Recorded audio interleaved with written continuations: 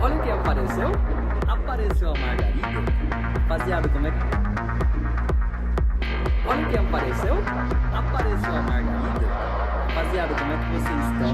Tudo bem? Cara de mendigo aqui, ó. Barba sem fazer. Vídeo sem roteiro.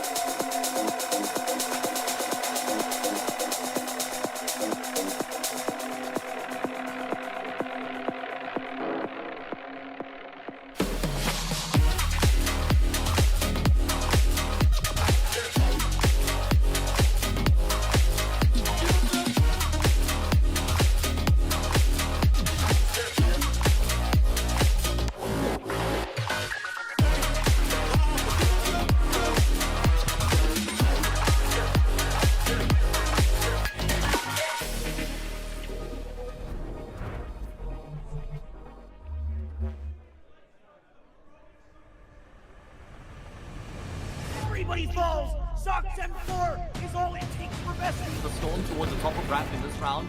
Dexter is the hero. The blind sprays a techno tagging Phelps though. All three players are low. The taps will be easy for the M4.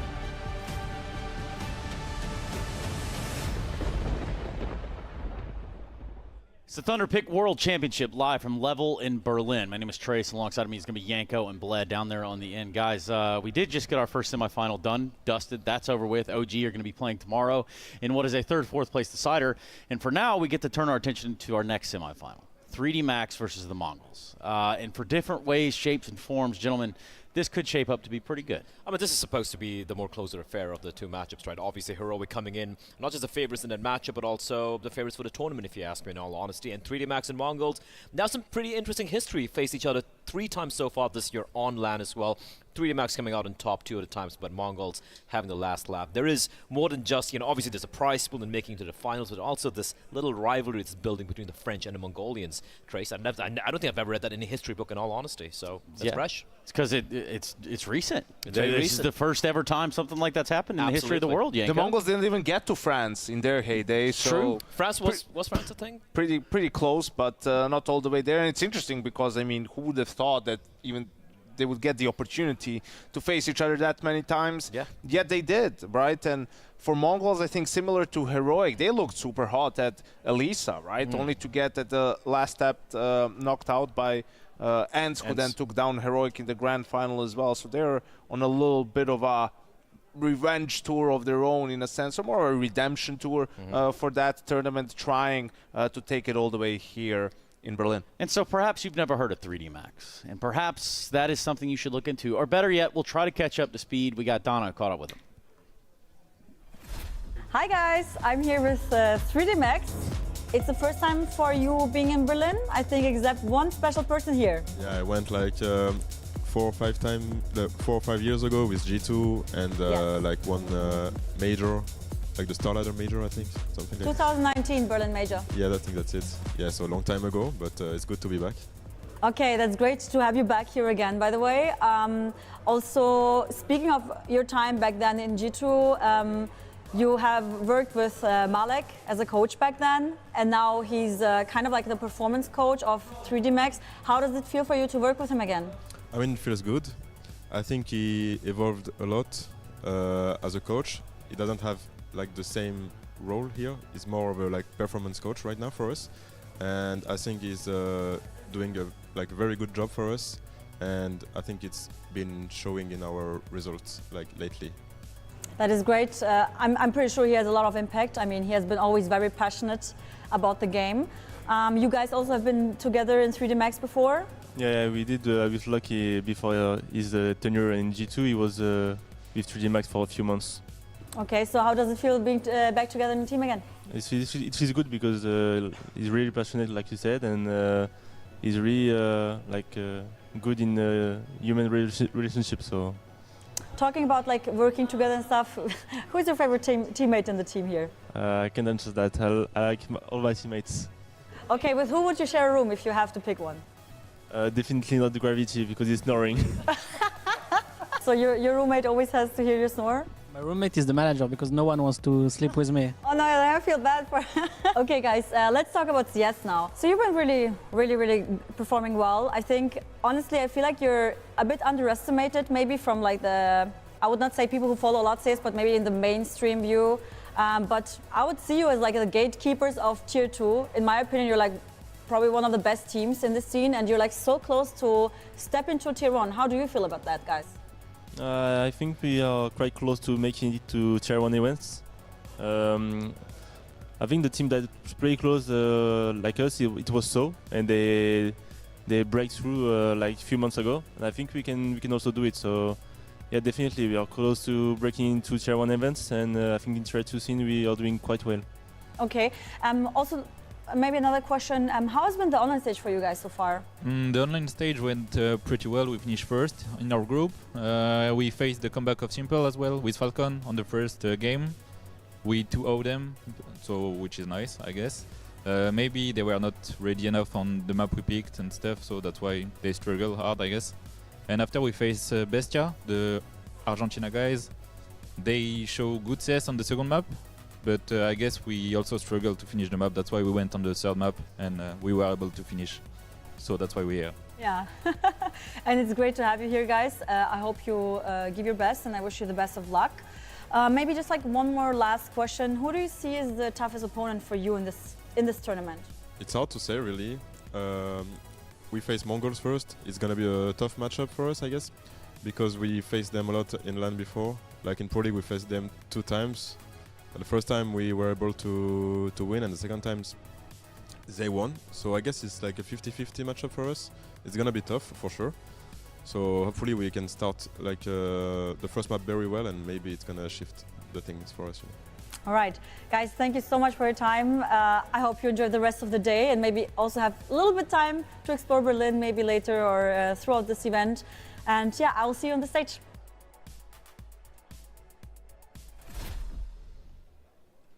"3D Max," that's what they're called. And that's only if you just joined us. Tell me about 3D Max, though, and where they find themselves. What is their posturing? What does their stance look like within the realms of competitive Counter-Strike right now?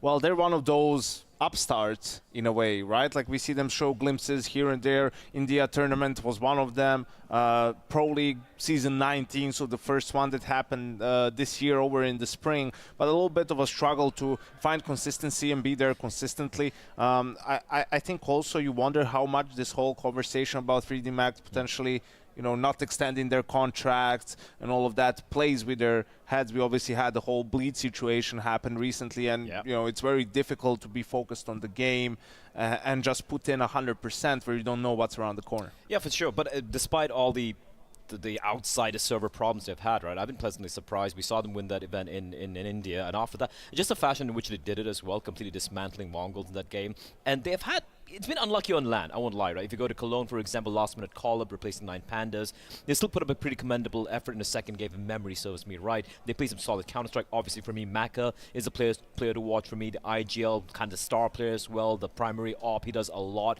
And it feels like... Everything, really. Everything, really. it does feel like Tapson, back when Tapson was a guy who like, dude, you got to leave this team and do something for yourself. It kind of feels like that for me when it comes to this Maka player. But he's sticking around with his team, and it's somehow making it work, you know? So what else do we have to say about that? Well, Yanko, Tapson would have probably fit really good on your FaZe team. Yeah, we tried. Wasn't interested. Oh, so, well, things going great for him. Yeah, it's turned out pretty well. They're not even here. He's happy. That's what's that's what matters. Berlin here for us. He's home. Yeah, they're definitely at home. Yeah, so big, not even in contention here.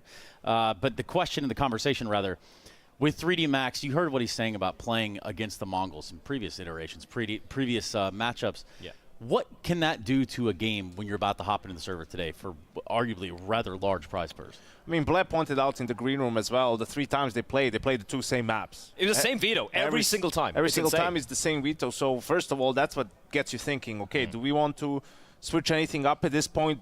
If anything, just to, you know, throw a curveball maybe, play a different map, see how that goes for us.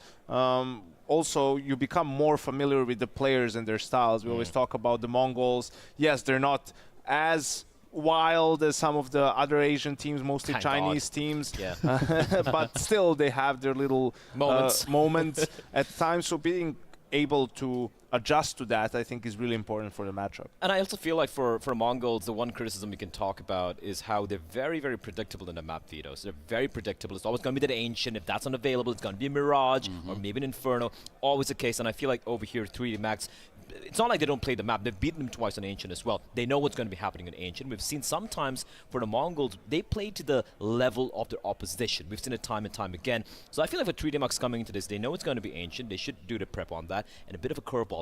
Even though MONGOLZ like playing Inferno, 3D Max have been on a tear on this map recently. I think it's like 13 wins with 4 losses in the past 3 months or something. Throw a curveball in, throw in a dust too. MONGOLZ aren't exactly unbeatable on that map either. So I feel like it's going to be a little bit more different this time around here. Yeah, and perhaps those MONGOLZ, the guy actually we just saw the jerseys coming around. Saw a Senzu fan right there. Yeah, just big Senzu fan, just hanging around. He might hit him with that mouse clicking out later, but we're not doing that right here. We're going to hear from the side of the MONGOLZ. Let's do it. Hi guys, welcome to the Thunderpick Championship. Nice to see you here in Berlin. So let's just start with the first question. Did you actually travel all the way from Mongolia here, or did you boot camp in Europe before? Recently we were boot camping in Serbia and we came from there. Okay, so you didn't have a long trip here. How long have you been in Europe now? Half month or 20 days, yes. Okay, so you've been for a pretty long time here. Let's talk about this event so far. So you have pretty much flew smoothly over the group stage. You're 6-1. You've only dropped one map to Imperial against Fnatic, and Cloud9 you won 2-0. So it was, I think, pretty smooth. Maybe you just want to share like your experience at this event so far. At the beginning, we just had a little bit struggling against Cloud9, and next game we managed to found ourselves and managed to win our games, and yeah, that's it. Okay, so I assume you're coming in with a lot of confidence into this event, being top of the group. What do you think? What was the highlight so far in this year for you guys? Of course, this year we're doing some really good performance in this year for us, a team, for maybe Asian, yeah, I think so, and that's the really meaningful thing for us. But on the other side, I mean, you had really great accomplishments, especially in the first season.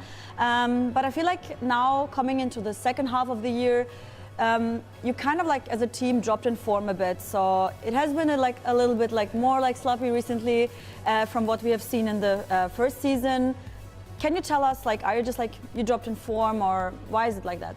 Maybe we're first year in this in this cycle, and goes every round and travel abroad. They go every tournament like other countries. Yeah, just I think just we don't go home to practice like before, and this year is different for us, and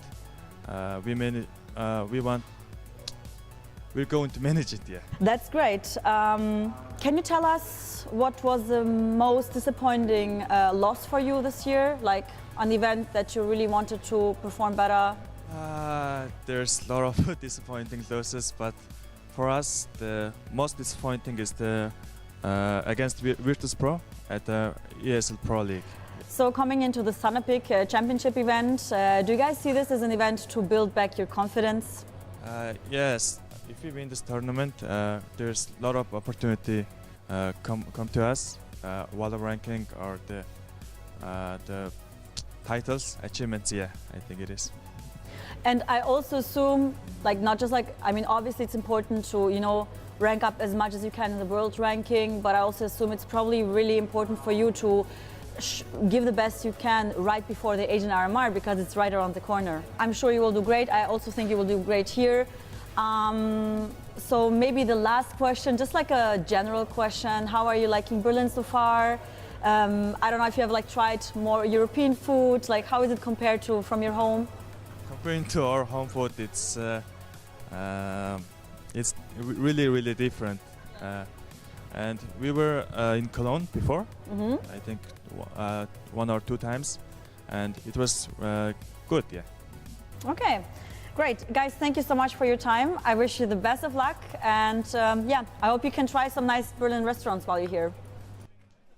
I just want to say, I think he was being very nice there about the difference in food. He was being very polite. He was about to say something else, I'll tell you that. He was like, the difference is, it's different. That's all he said. He was very polite. We are next to a disgusting foods museum. I mean, it is right next door to this place. A lot of British food inside there. I think we ate there earlier. Yeah, probably. Yeah. Or maybe Carmack took us there at one baked point. beans and some sausages. And a couple bugs here and there. But yeah, for the side of for the Mongols, it's been a pretty ups and down year. You know, you go all the way back to Kato, how that kind of fizzled out there towards the beginning stages of the group stage, if I recall correctly, to where they are now. It's been ups, downs, and somewhere in between. I think it's also because of what we saw at the beginning of the year, right? The little bit of a streak of LAN wins they had, the win in Abu Dhabi as well, and suddenly the expectations are up there. If you asked me last year that you're going to be seeing Mongols playing almost every LAN, you know, happening in the year, I would have been like, yeah, no way, they have to qualify for everything, but they have elevated themselves.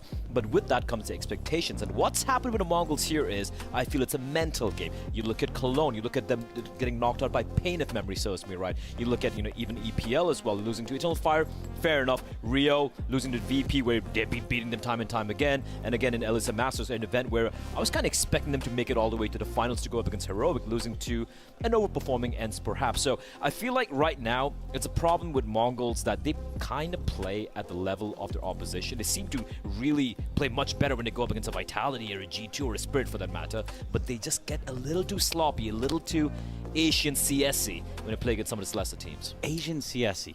Now, there used to be a time where we could kind of characterize that, actually describe that a little bit easier. And it used to just be wild crosshairs, like just crosshairs all over the place, Bless. So tell me a little bit about the characteristics of Asian-ish CS. Well, you can see I've lost quite a lot of my hair as well. You know, I've been sunk into the depths of How much hair depression. did you have? I had quite a lot of hair, dude. Yeah, but it's been rough. It's like, look, there are times when I'm lying awake in bed, I just remember just watching somebody pushing through a smoke every single round of a best-of-3 series. So hopefully, you know, we don't see that style of CS coming out from Mongols anymore. They have kind of, you know, changed the direction of Asian CS, so to speak, and I really hope we'll leave that way back in the past with old Tai Lu. Instead of just, you know, kind of throwing it out there, somebody, just name them, dude. Somebody. I'm not going to name them, just going to say somebody. You really want I tried, man. I tried to lay one out there for you guys. But yeah, for the Mongols, it's been a pretty cool project to watch. We talked a little about, you were mentioning just a second ago about exposure and making it so that, yeah, you can continue to compete against your opponents rather than playing to their level, right? So with the Mongols having played so much time here in Europe, seemingly helped them out infinitely. Yeah, absolutely. Even the first time around, I mean, you go back, you look at Katowice, Mzinho, he's struggling in some of those anchor positions. Yeah. Doesn't look like he knows what to do in certain situations, right? Probably the reason why they lost some of the games. They stick around in Europe after that, do a boot camp. They play a shit ton of Faced, to be honest with you. You know, like they were really grinding just to get into individually how to play the positions, the mechanics, and all of that stuff. Came back, obviously had a couple of tier 1 tournaments, and now he's looking like a completely different player with that experience. Some of those reps that he was able to get is one of the bright spots for this team, and you feel like Mongols had that. I mean, they had the win at Yala Compass as well, right? It gives you a, wow, they are really making that next step, but it's about still doing it a little bit more consistently, which seems weird to say. In Valve rankings, they're ranked 9th in the world right now. Valve rankings just better than everyone else, I guess. No, jokes aside, I think the FPL thing, I was speaking to one of the guys from the Mongols, not from the team, but from the org right there, and he said, like, for them, they kind of, beginning of the year, they had this bit of a hero worship mentality going up against, let's say, a Simple, for example, or a Zaiwu for that matter. And when they start playing a lot more FPL, they're like, guys, these guys are humans. I can just swing them and kill them as well. And I think that added a lot of, confidence for players like 910, for example, who last year I was like, this guy's whiffing too many easy shots. He's not doing that anymore. He's playing with confidence, knowing that at times he might be the best player in the server, even against a Spirit, even against a Vitality. And that's great. For me, the problem is when it comes on closing out games, they struggle. We've seen some great teams in the past as well. I feel like that is a peak they need to get over. The question is, when is it going to happen? And I think an event like this is a great opportunity for them, to get this win at this event, heading into the RMR and potentially heading into the major. Dude, also not to mention $500,000 for the Mongols. You could buy, I don't know, an entire neighborhood, I guess, in Ulaanbaatar, if I'm not mistaken. The whole neighborhood. Maybe. I don't know. Yeah, they doing there it different goes the neighborhood. Yeah, well, technically, yeah, that would be what it would be. We do have more things going on here around and outside of the server, I should say. Over in the audience and with some fans, it is Donor. Hi, guys. Hi, Donor. Okay, so I joined a few fans here at the stage and just checking in the mood. Guys, how are you doing? Really well. Where are you from? Germany. You too? Yeah, Berlin. Okay, are you all three from Berlin? Yes. Okay, so is it the first time you're here in the level in the dome? Yes. You just came here for this event. Which tier do you cheer for? The Mongols. Yes? Okay, a lot of Mongols fans right now. Do we have any 3D Max fans here? Yeah, over there, amazing. Okay. Guys, so how has it been the event for you so far? The mood and everything, sitting here so close to the players, how does that feel? It's so cool, I must say, because the players are so close. You can... Oh, so sorry, again. How does it feel to be here so close to the players? It's really great, I must say, because it's so crazy to see them so close, I must say. I'm really happy because it's a really cool venue. I'm really impressed. Guys, yeah, I hope you enjoyed the rest of the event and everyone else here. So we also have a MONGOLZ corner over there. Maybe I'll check them out later. But for now, back to the desk. Some wildlings out there, Donner. Be careful. Guys, when was the last time you went downstairs? I know you've been in here. I just want to say, man, looking at the Mongolian support we're getting here in Berlin, this might just be the best city in EU. I'm just putting it out there. That's it. Yeah. The support for the Mongols. I love Berlin. Yeah. I love a good an underdog around here. Yeah. Instead of the overdog, you can't always be the overdog. And it can't always be the day. But, you know, for the most part, Trace, you're just that dog. Yeah, and I got that dog in me, which is why I'm going to lead us into what will be a break here in just a second. Let's go ahead and do that, actually. We have that semifinal coming up in front of us featuring 3D Max and MONGOLZ, but we do have just a quick break before we jump back into that action. It's the Thunderpick World Championships 2024. We'll be right back.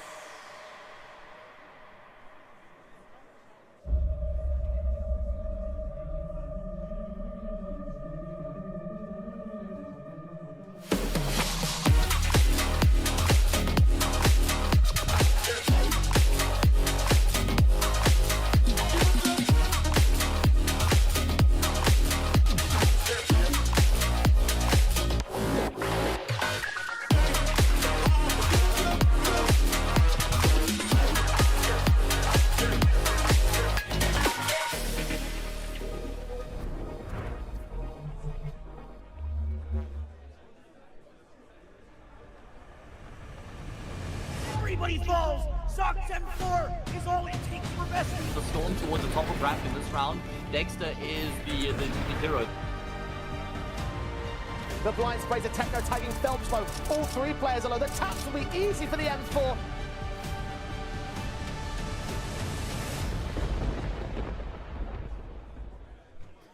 Oh, hey. Kind of caught me there, didn't you? Yes, it is the Thunderpick World Finals. We are here going into our second semifinal, so I'm going to welcome you back live from Berlin. My name's Trace.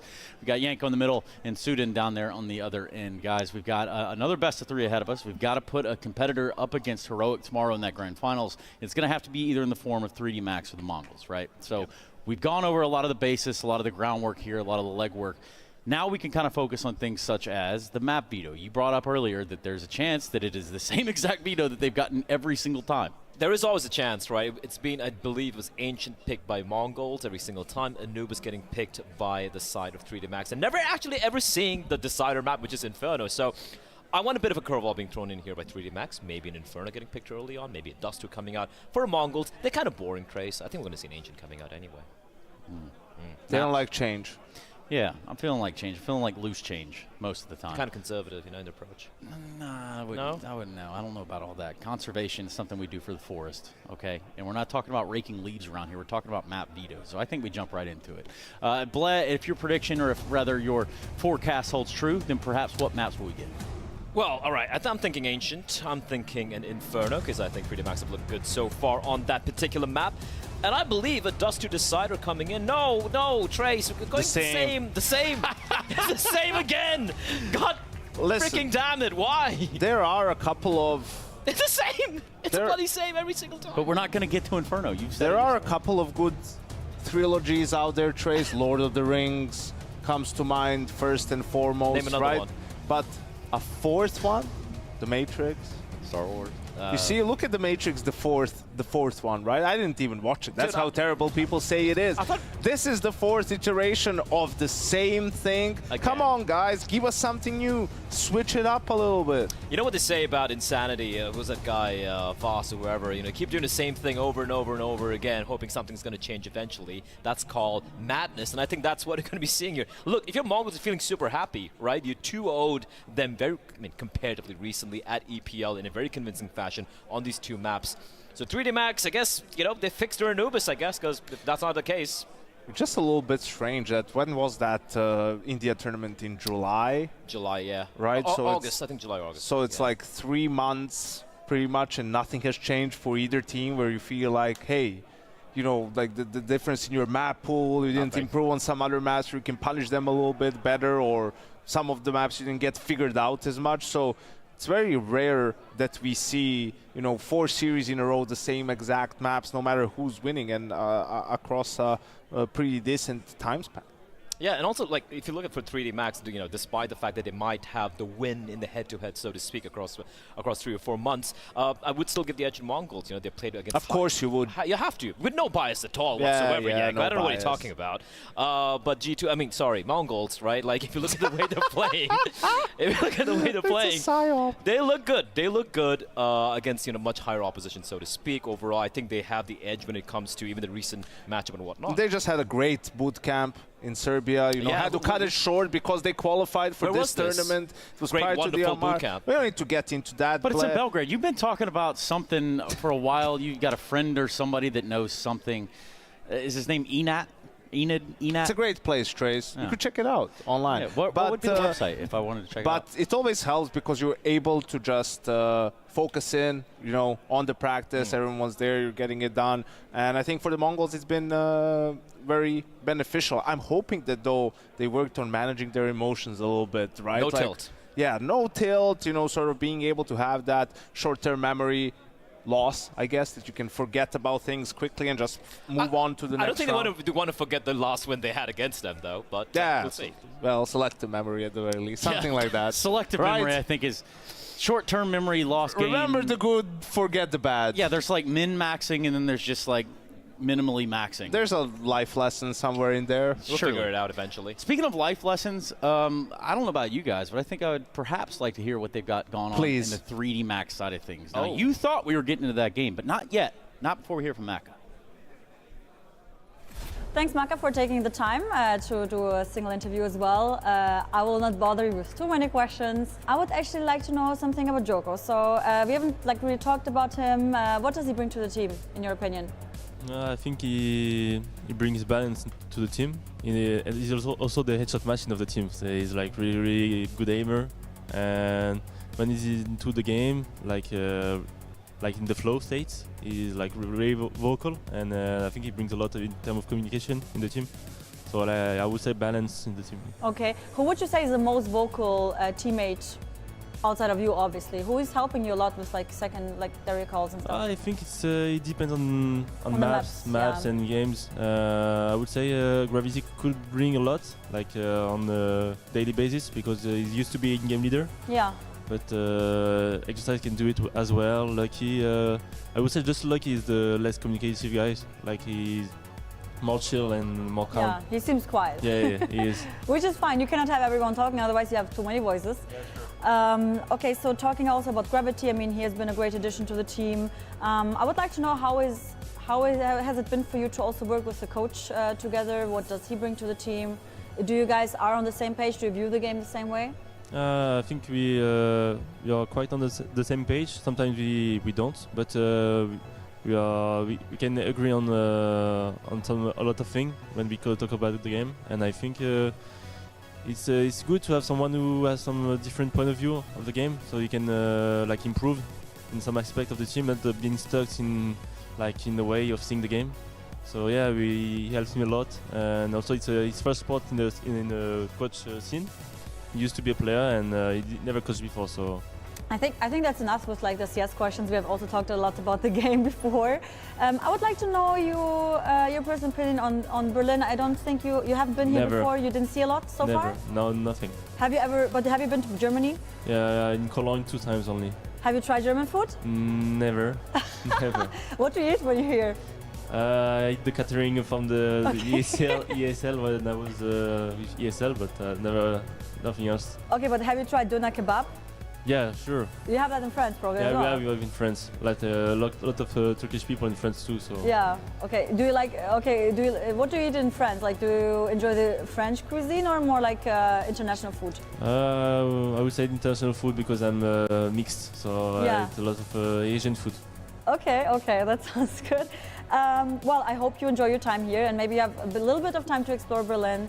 I wish you best of luck at the event, and yeah, merci beaucoup for the interview. Thank you, merci beaucoup. Now, Mac, I'll just say this. You've managed to get Yanko to admit that he's hungry, and I understand that too. I'm hungry too. Between you saying donor every time and now he's talking about food, I mean, come on, man, give me a break. I do like how Little Donna is trying to get either one of the MONGOLZ players or the 3D Max guys. Like, guys, do you like the German food? And both of them are like, no. Hey, well, I had a schnitzel last night. How do you like it? It was great.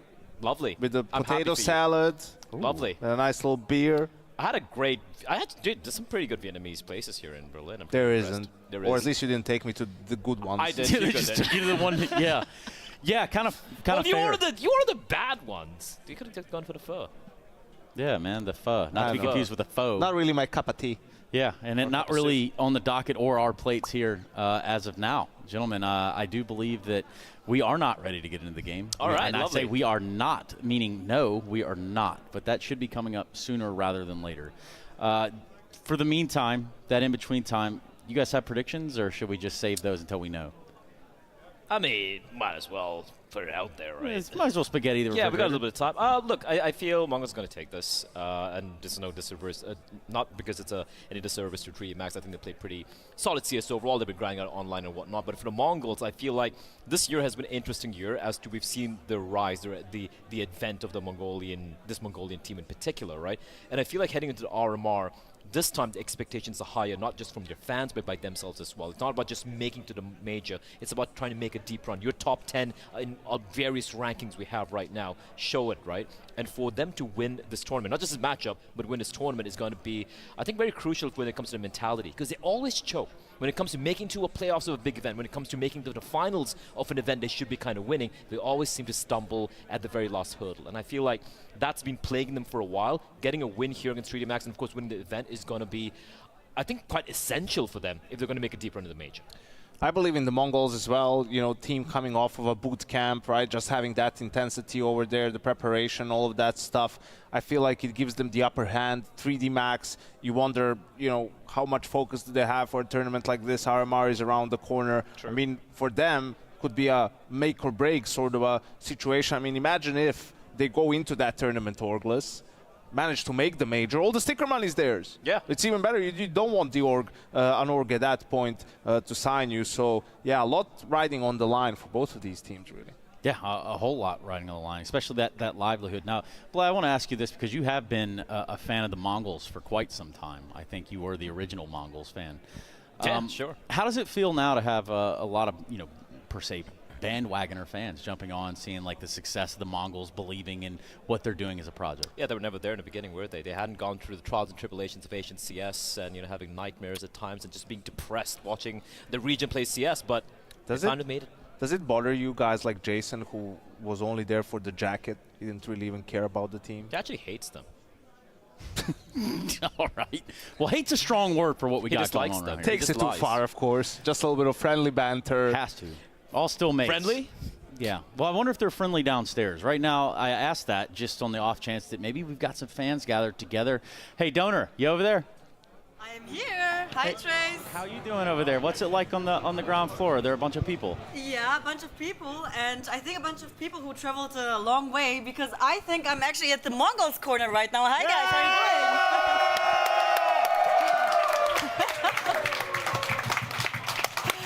Absolutely amazing. Okay, so let's check it out. Where are you from? You're from Mongolia? Yeah, I'm from Mongolia, and I've traveled 1,200 kilometers to be here. No, wow. Yeah, 1,200. Wow, so I'm not let's go! Yeah. Listen. So I'm not accepting no defeat from Mongols. And I want to say something to 3D Max. So good luck against OG tomorrow. Wow, fantastic. I love the confidence. You travel together, guys? Are you friends? No, I'm from Czech Republic. Okay. Yeah, I'm living in Czech Republic, and Techno is my best friend. Okay. Yeah, we was friendship started 5th grade. Wow. Yeah, it's over 13 years now. Okay, and you came here to support him? Yeah, I have just one thing. Thank you for Mongols for Asian CS. Yeah. Give it up for Asian CS, guys.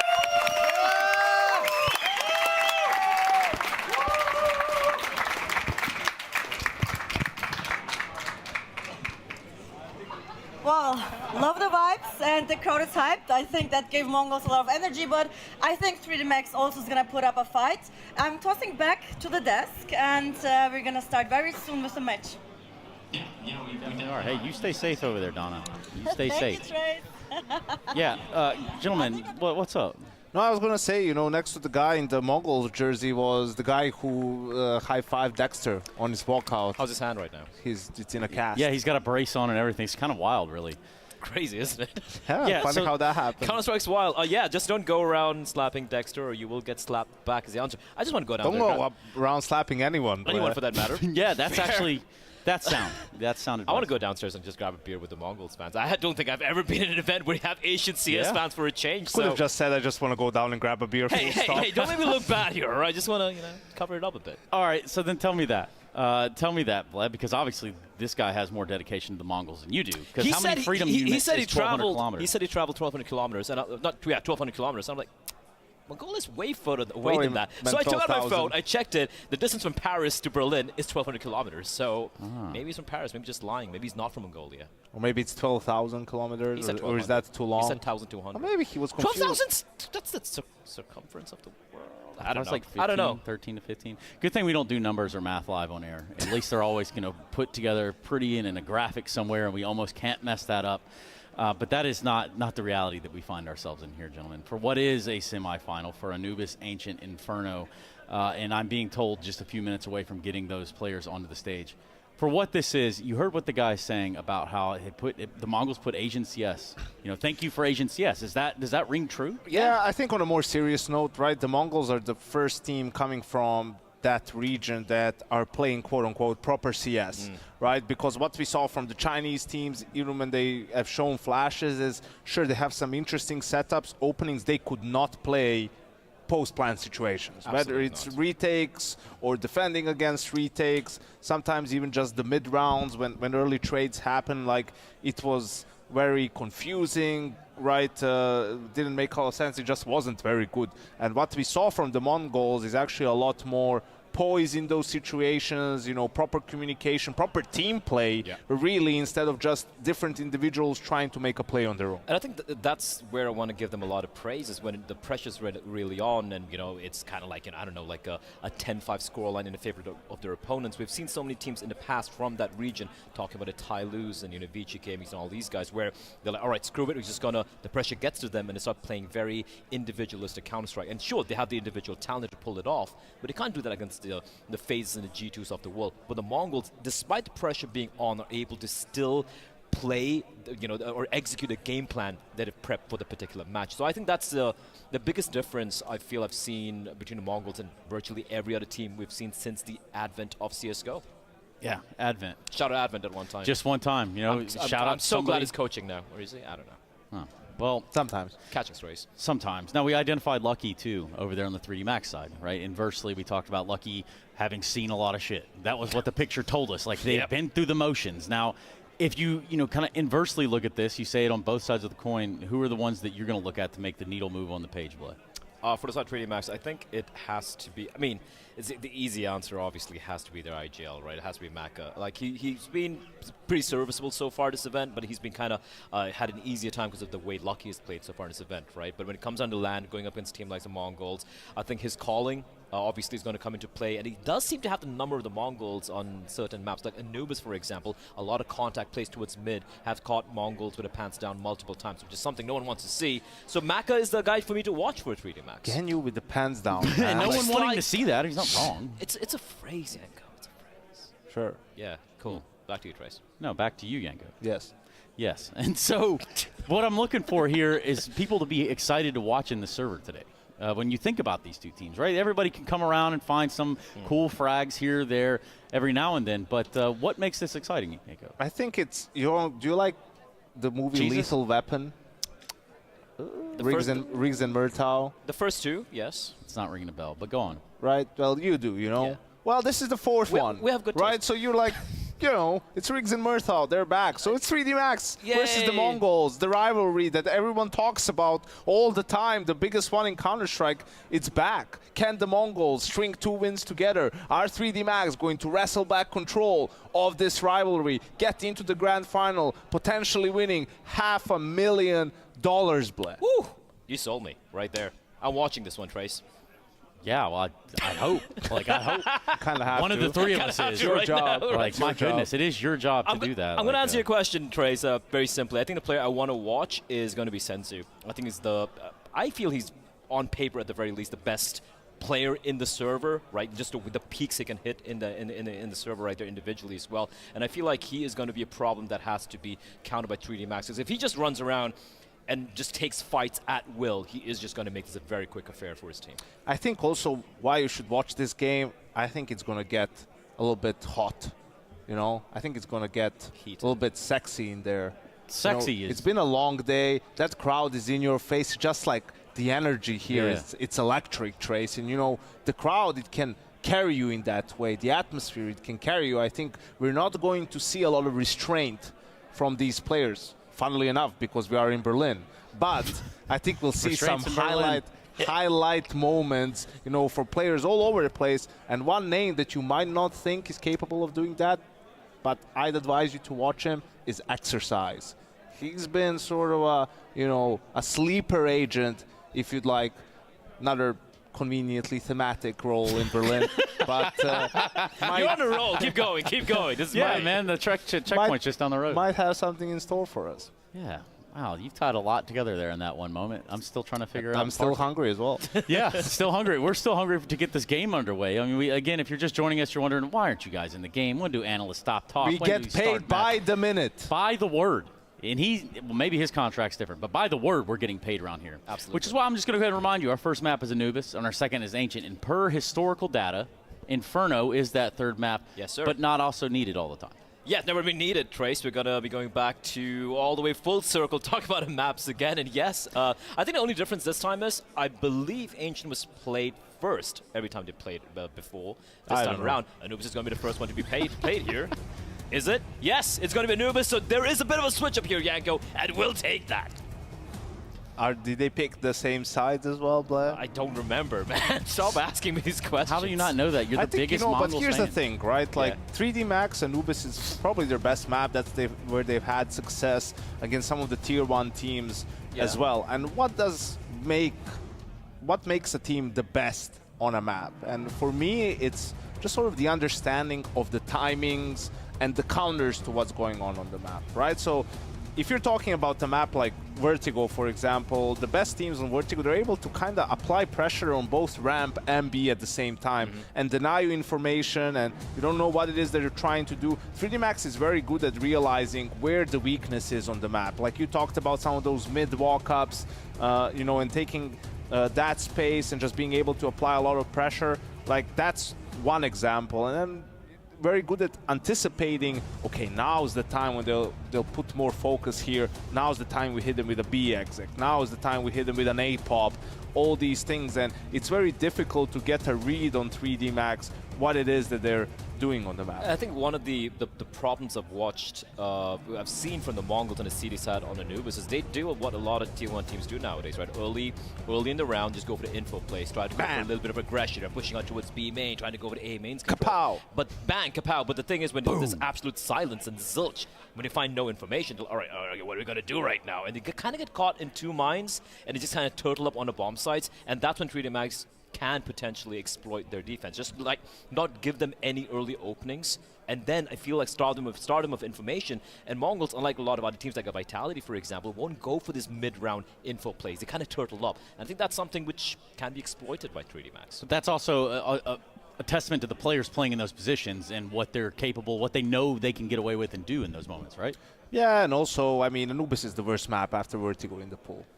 Okay, hot take, I guess. I don't know if it is, man. I feel like, just for me, anytime you feel like on the CT side, no, you have to do something aggressive at the start of the round, time, even though you don't necessarily want to, but you have to, because you feel like, okay, if they play it slow, like we'll be stuck mid to late round if you don't try to do this immediately, get some information, get an important piece of map control, right? And even oftentimes, like you go for that B play early on, if you don't find anything, you just have to fall back. Like you can't stay around there. It's not like an area of the map that you get control of, get an early warning system, and then can just vacate the bomb site or anything along those lines. So it doesn't feel like Counter-Strike to me. You know, I don't think you need to make a map like that to do something different. But yeah, maybe I just say change, as Bless said. Well, yeah, I guess that's always an option. You're lucky because it's November and an election year.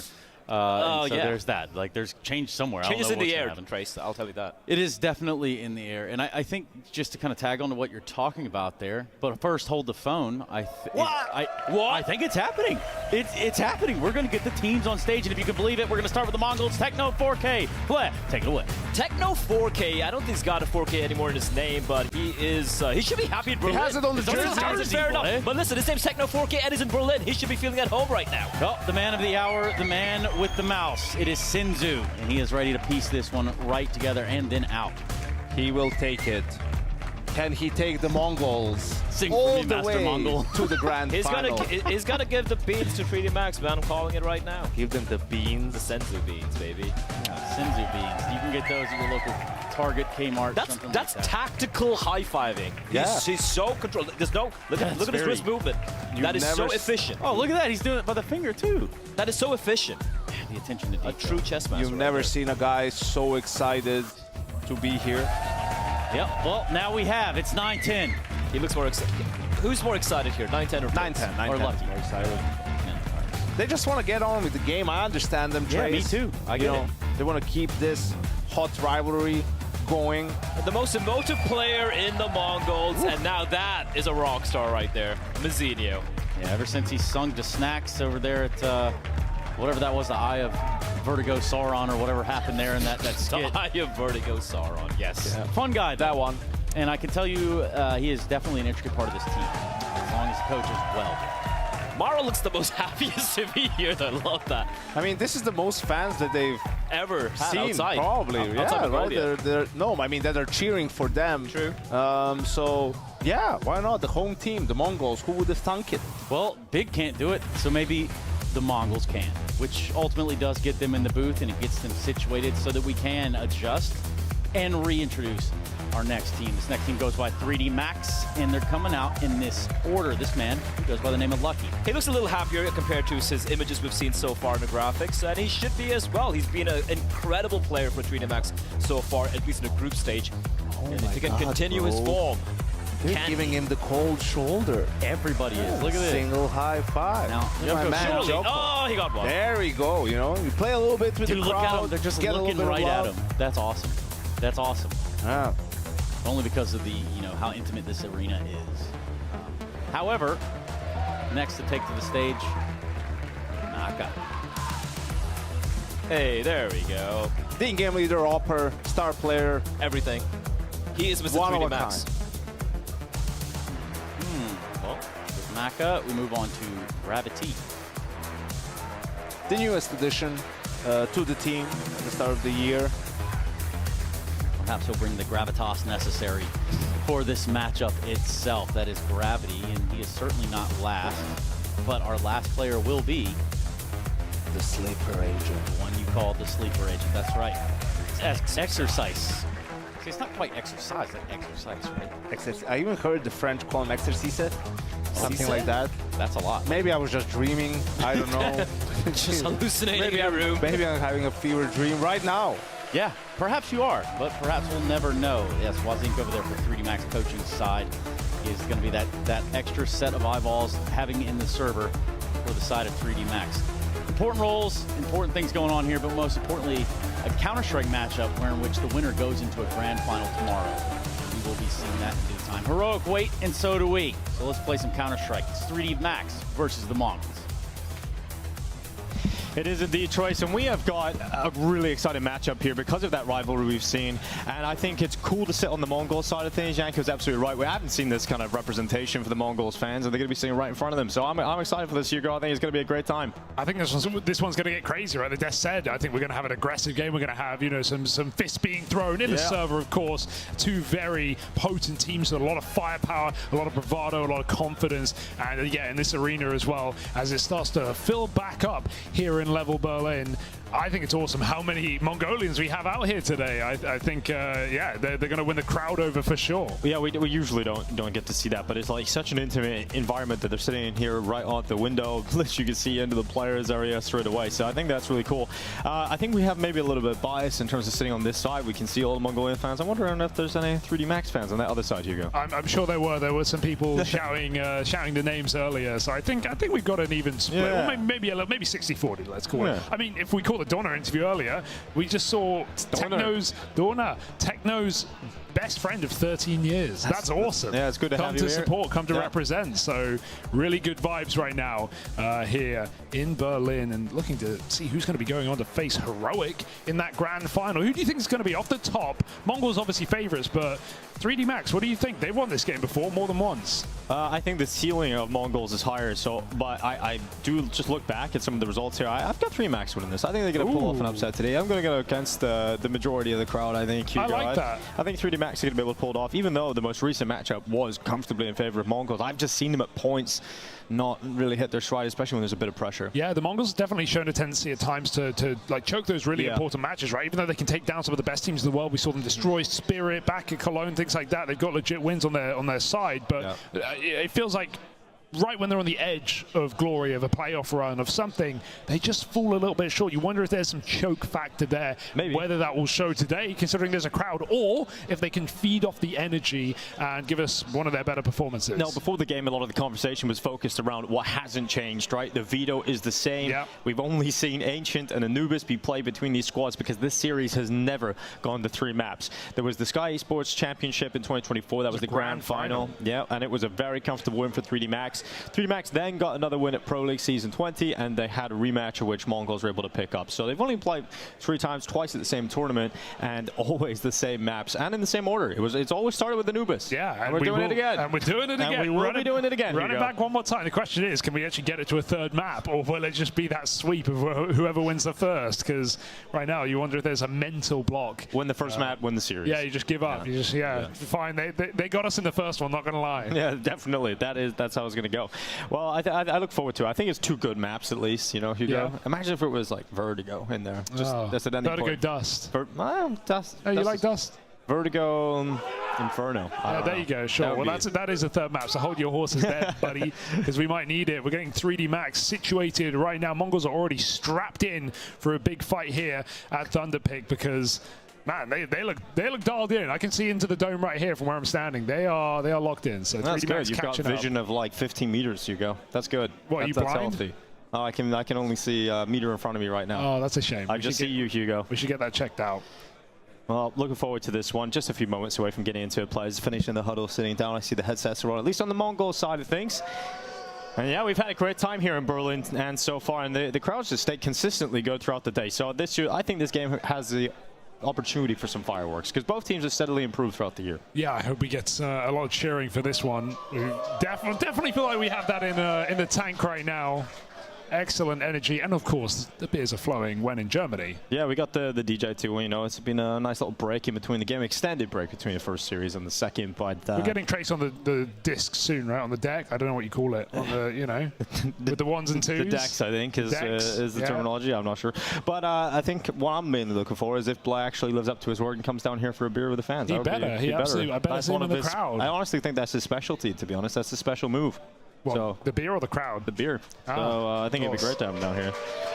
Representing the Mongol side of things, 3D Max had to fight against the crowd today. It's an exciting experience, and obviously we've talked a lot about the stakes. What's at stake here at the World Championship? These teams having to grind through the online group stage, both of them doing so successfully. Now here at LAN, 4-team LAN if you're just tuning in, $770,000 on the line for 4 matches, 3 BO3s and BO5. You win this one, you immediately win 150 grand, and you're into the grand final to play for 500,000 first place. I did enjoy the comment we had earlier before the game with the donut interview with the Mongols fan said, good luck tomorrow versus OG. I thought that was cold. Yeah, I thought that was great. That was creative. I thought, because you thought he was about to be nice, right? You thought he was about to be nice, and then he just says, no, you're losing. Yeah, I like that. It was subtle, but it was perfect. Just what we needed.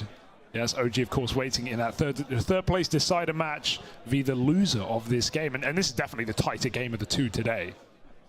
Yeah, so we're just waiting for one player to hop in the server, then we're ready to go. We're getting this series underway, and it is immediate. Like, you play your opening game, you're in the grand final. Like, that's going to be incredible. So, minimum, confirming yourself that 150K, as you mentioned, Hugo. And I think for the Mongols, this is another great opportunity, this event, if they can get through 3D Max today, to win a title. I think this is a team that have won one earlier this year, but do you want at least one more? And this is a great opportunity because going into the major, this isn't a team that's gonna win the major, right? So this is yeah. I mean, you're speaking rather soon. It's not a bold statement. I don't know. I heard Launders say the Mongols are winning the Shanghai major. Well, maybe if they do, well, shout out Launders. Yeah. So I think this is one of the last chances, 2024, for Mongols to get another trophy under their belt.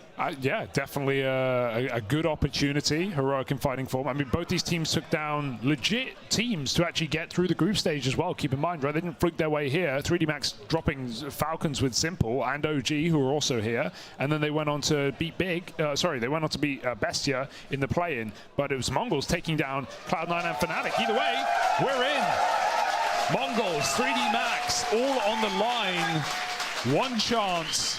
And only 2 maps if you go by the history. Yeah, and history, that is the key word between these 2 squads playing each other again for a 4th time. Hoping this one delivers. 3 Max on the T side, Mongols on the CT side.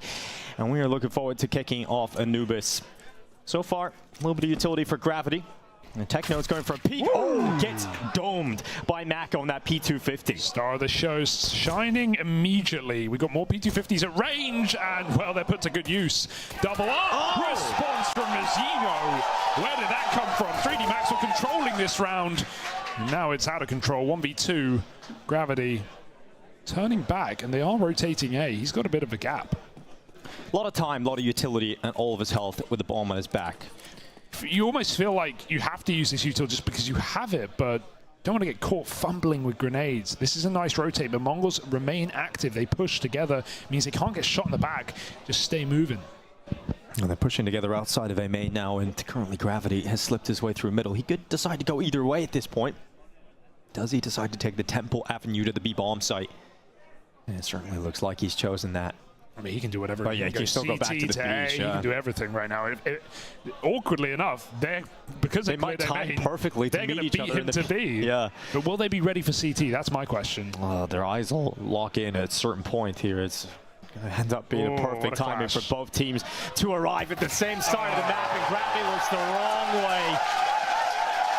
Oh yeah, the crowd like that one. Yeah, they're a fan of that. And that's despite 2 opening kills for 3D Max for the P250s. Man, the Mizinho double kill, that was special. We'll get to watch that again. But this is Maka starting the round. Great shot at range outside of that B hold. That was lovely. Yeah, but just some great shots from both squads. But it's Mizinho clean on that USP. One way to do it for the Mongols. And a full eco out of the Frenchman. Yeah, so expected result here is 2-0 for the Mongols. Really shouldn't let this one go. Want to keep it clean though. Blitz very committed into the open. Yeah, gets caught, gets overrun. Peppered by the Glocks, and Mizinho has to drop back. He's got Senzu. Oh, it's getting awkward. Getting a little awkward, but Techno's got it covered, and the rest of the squad clean up. So 2-0 start here for the Mongols. Yeah, a couple of casualties, but we said this game was going to be a bit fiery, right? A bit explosive, some swinging in middle for Blitz. Sure. So let's see if that keeps up now in the gun rounds. 3D Max on the T side, buying full. Yeah, this is committed for Blitz once you're that far in the open.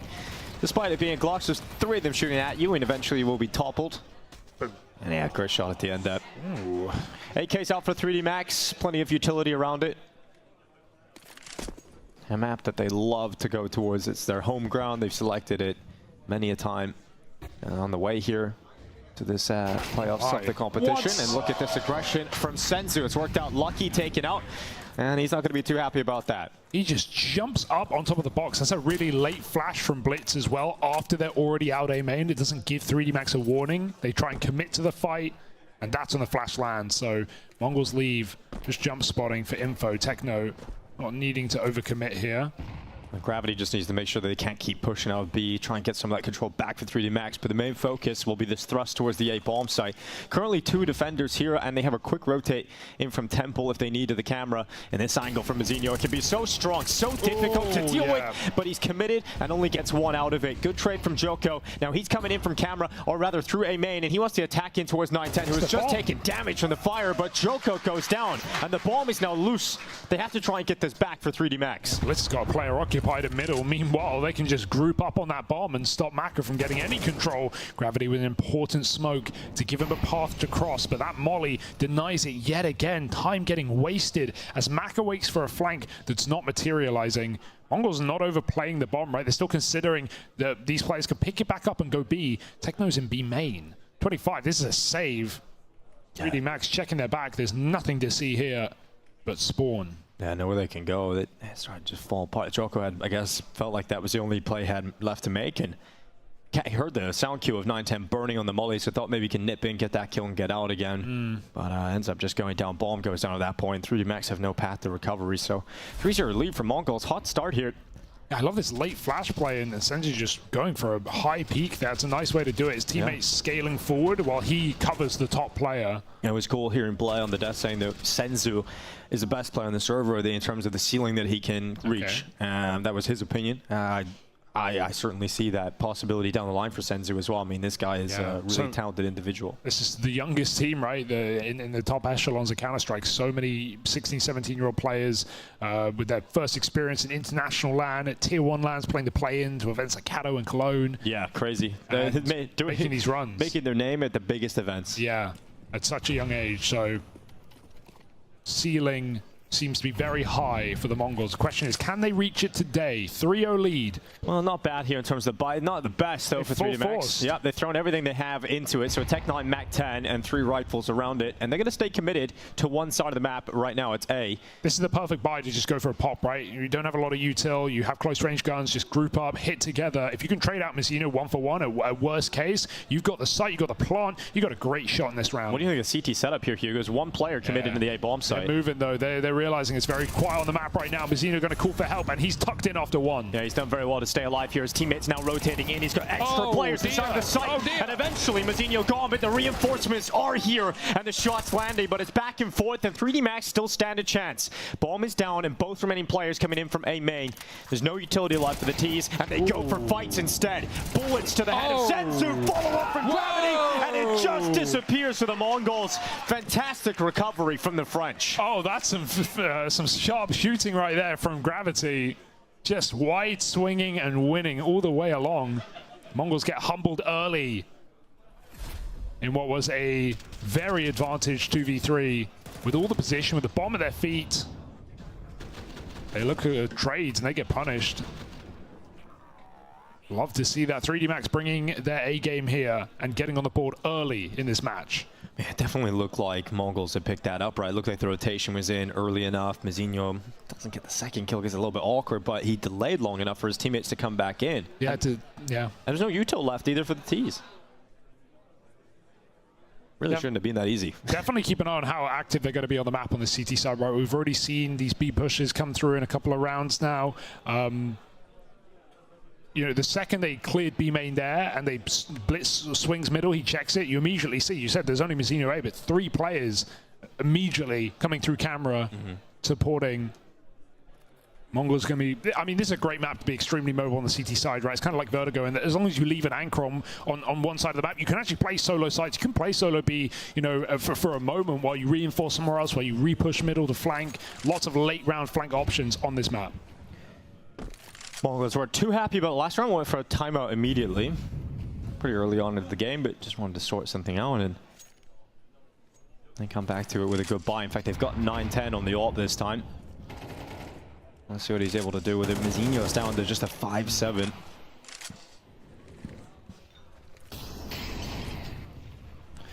You know, 3D Max are capable of a great T side on Anubis. Gravity going out towards mid blitz. Ooh, it's a little awkward though. Gotta worry about that smoke push. Whoa, and he nearly got back to the second. You'll take that, honestly. A lot of damage done. Mazzino fools this whole round is going to be thrown into disarray though. Can't afford to lose A main. Only got a pistol playing close. Fantastic position for it. An exercise, unless he plans to re-molly this is a dangerous move to make. Alternatively, B is not much better. 3D Max group holding both sites. Mongols not making any information plays right now, just stuck in their ways, believing in the stack. And if it is A, they can come in late through Temple, but there's no kit right now. This is going to be a 1v1 that Mazzino has to win. Without it, this round is going to be a save. Oh, well, it's a kill. Mazzino's got it, 5-7 to the dome, and he's ready for a second, but he's got a better weapon now to play with. That AK out at main. They slipped into the site from camera, and a snapshot that bomb is planted. 4v3 on numbers, as Mongols will have to pull off a retake. 3 of them are going to come through A main, and Senzu in from camera. He is alone. And not a lot of utility left here. In fact, none for the Mongols. They've got to go in with bullets and brawn. And it's Mazzino who's got that first kill, followed up on the second. Maka behind the cake has everything to do, and there's just too many Mongol players. Mazzino with a masterclass on the retake. That's a sick round for Mazzino, and like we said, he had to get that opener. He had to get that pistol kill. Without it, they would never have considered that round. And I love the route they go for the retake. It would be so traditional to just rotate through mid and go camera, but it's such a hard choke point to get through. Instead, they use the control that Mazzino already has. They group heavy on the flank. Blitz flashes them from outside water as well, so Mazzino can swing in, and he gets all the kills mopped up. That's an impressive round for the Mongols. 9-3 start for Mazzino. That's what you love to see.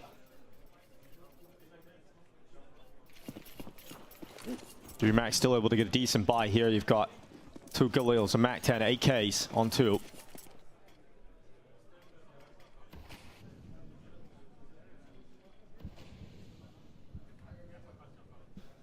That round must feel like a gut punch, you know, wind out of your stomach. 3D Max slowing down. They do like to walk through this mid-smoke, though. Yeah, they do, and this time there's no one there. Often Blitz has been in position, but the risk might pay off this time for 3D Max because there's no one looking for it. Mongols playing heavy sides, but they're aware of this possibility. 3D Max are going to see how far they can get without making any noise. Contact the whole way. They finally run, and that's going to give all the info away. Good crossfire blitz. They're drawn in by the Heaven player. Blitz strikes. Bomb dropped. Beautiful hold yet again. 3D Max are in the site though, so blitz disengages for now. Exercise has to pick that bomb up, and he's not in a position to put it down just yet. Lucky fighting in towards the temple. Unable to get the kill. Now Techno's creeping through the water, getting his feet wet as he gets closer and closer to 3D Max. He could be the player to unravel this round for the French. Bomb is planted. Now Mongols once again have to pull a retake off in this A site with a numbers advantage, but it's only the one extra player this time, and it could be Techno that makes that difference. They're occupied, looking at Heaven, and Techno slips around the back. Quick headshot, second surely, and Techno makes it look easy. I love that. The whole time his team are running like they're about to push. Like, look at us. We're the guys. We're coming for it. We're 2 Heaven right now. That third guy, he's the AWP camera, trust me. And the whole time Techno's sneaking in, closing the angles they can be at. They knew exactly where 3D Max had to be standing. They couldn't have crossed back camera. Such a well put together round for the Mongols. Even though they give up so much map control, they're not surprised. They're aware of what they're leaving, right? They're aware of the gap that they have left open and how to deal with that. Just means they can actually play crossfires and sights as well, right? Even that for Blitz. Sets Mizzino up to get 1, then he trades for 2 kills, drops the bomb, mollies, peels back, waits for the flank. Thinking man's round for Blitz. And 3D Max obviously made noise early, right? You could have probably got a little closer into the A bomb side. Yeah, but you're thinking there's an AWP on this line, right? Surely. Like, we're getting so much room. There's got to be an open camera. I'm jumping it. Oh, Tech9, still a half bite here from 3D Max, and Mizzino gets overwhelmed. I say that, but then he pulls out the USP and gets a headshot on the second player. And oh no, indeed. The smoke just bounces to the flames. Honestly, I think if Maka just ran through that molly, he would have taken 40 damage. He would have got that kill. Those CT mollies are so bad right now, but he's not ready to do so. No wind in their sails. There's a hole in it instead. They're going nowhere fast. 6-1 looking to be locked in. Nice. Sell back to spawn. He'll do what he can here. Maka to inflict some damage to the Mongols. He got by in the next round regardless. But, I mean, Mizzino, really, he's having one hell of a game, isn't he? He really should have died for that second player. Maka's going to die now. Another round collected for the Mongols. They are starting strong. Yeah. And if history is anything to go by, whoever wins the first map goes on to win the series. So, especially if it's this dominant. Yeah, going very well right now. I mean, in all those games, there's only one time where a map went double digits for the loser, a 13-11 on Ancient. Every other game is 13-4, 5, 9, 8, 7. They have been pretty dominant games. Not quite the Lord of the Rings trilogy in terms of epicness. But it's early days. We're in the intro right now. It can get better. All right.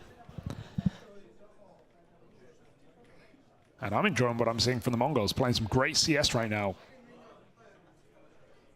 Maybe all it took was a crowd on their side. True. I mean, you're looking out that window, you just see support. You don't see anything else. You don't have Cadian screaming at you and calling you noobs either, so, you know, it's all great.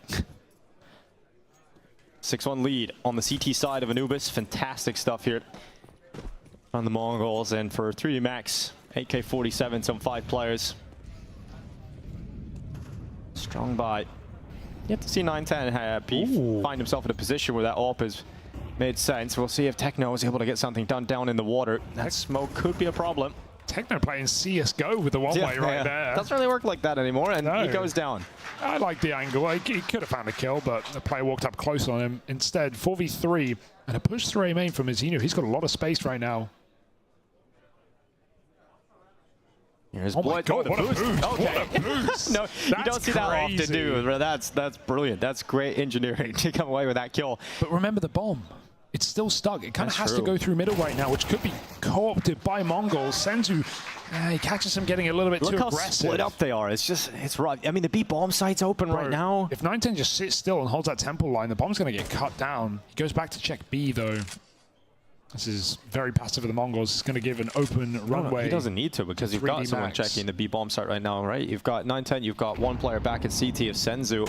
Now he comes back to it. He ends up going down. 910 gets caught. And Mizzino able to come back with a frag of his own. So 2 players low here on the Mongols. He's read 30 seconds. Lucky's got the read to go to the B play, but you've still got Senzu here. You've still got Senzu in position.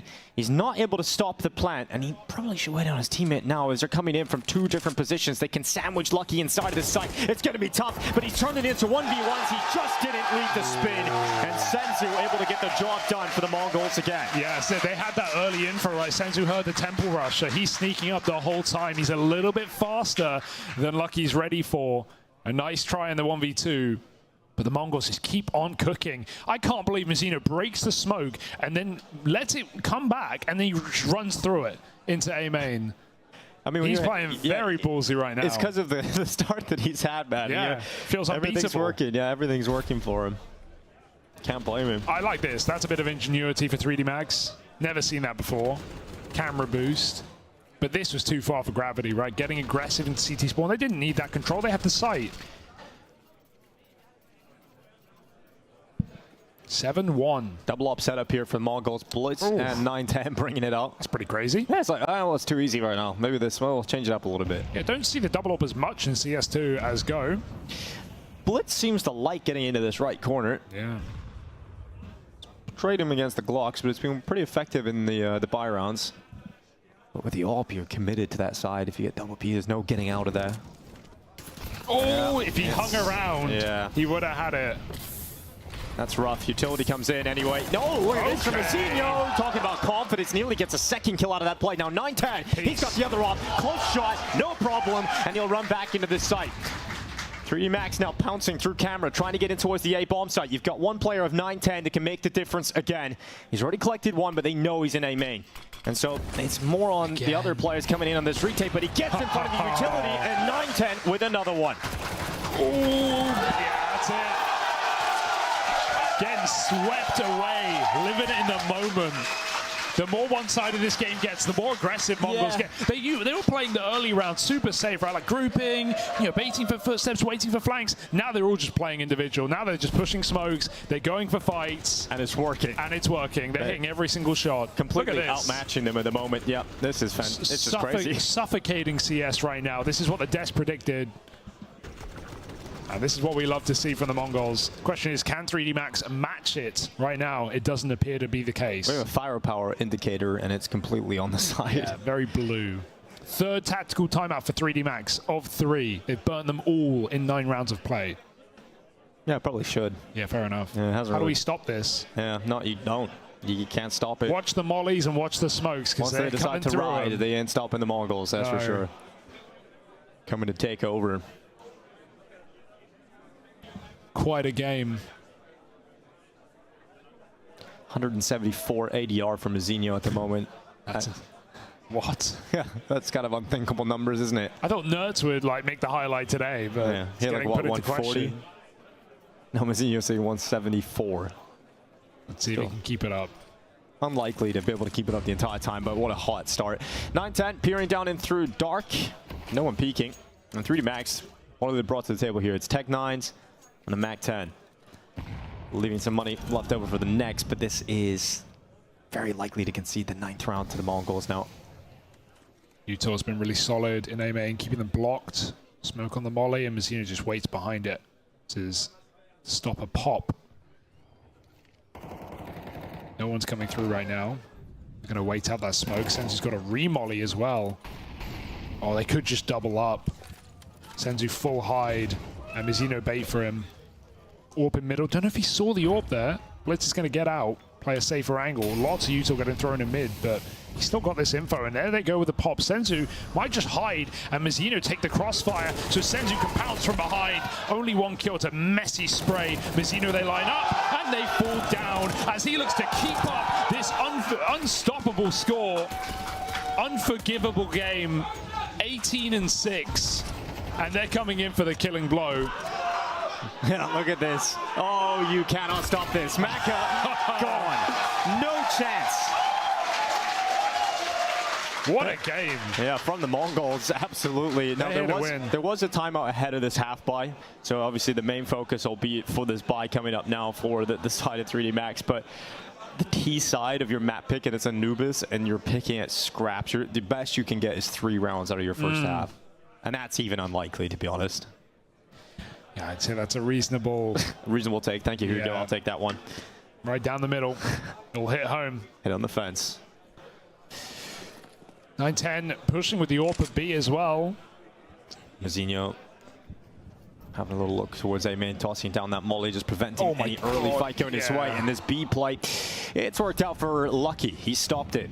And 9-10 down, sticking around, giving him another chance. And Lucky, 2 clean openings. All right, we needed something for 3D Max to put a reality check into this game. So you can't get away with that. But they haven't won the round yet. That's all I'm going to say. Mizzino is still standing. Blitz has just been waiting round after round to actually get something with this AWP. And I think this might be his chance. Gravity jiggling on timing. Blitz needs to check close, and he'll nail it. 3 on 5, remember, folks. Let's not get ahead of ourselves. 3D Max need to group right now. They are again so split up, giving MONGOLZ a chance to grab individual kills and thin the herd. Yeah, bomb so far back, you're going to have to waste time trying to get that back into your possession again. They're applying some pressure towards A at the moment, but with 50 seconds, fake, right? They've still got a lot of time to work with. Have to go B. It's too obvious. They've thrown all these nades. MONGOLZ have re-cleared it. Now they can rotate again. Mizzino's going to be in the right place. He's saying, blood, I've got to go. Getting forced into the open. Oh, how has he got away with that? Is there a second chance for Senzu? No. Jocko will take him down at the back of the platform, but Mizzino had an opportunity. Definitely needed that one. And it was close. Not close enough. 25 seconds. 3D Max now arriving with the bomb. Mizzino could still play a part because Blitz makes it work with the off. Exercise down. Now Blitz coming through the darkness. Jocko has to worry about that, and they have no idea that Mizzino is so close, but they deal with him. Jocko turns back. Now they have to get the plant, and Blitz is inside the smoke. Switch to the AK, and Jocko will save the day for 3D Max. Oh, finally, because that was getting uncomfortable. How does Blitz catch a player in dark with the orb? Why is he open to the flank like that? We're seeing some awkward mistakes out of 3D Max. A very losable 5-on-3 with how split they're playing. They do just put a ring on it to find a second round. There's 1 left in the half. You said 3 is unlikely. I still think you're right. Even that round didn't feel like it was a done deal despite 2 clean openings. Terrifying. Perhaps they'll just leave with 2, but 3D Max will fight on into this. Got a Mac-10 to 1 Khalil. AWP out for Maka. I mean, we haven't said that, have we? So no, true. Gets 1 chance on the T side. Stopping a whole lot of firepower at all from 3D Max. Not being able to combat against the MONGOLZ' fierce nature. Ooh, can he hit it? It's a hard nade. That's like, you got him? Yeah.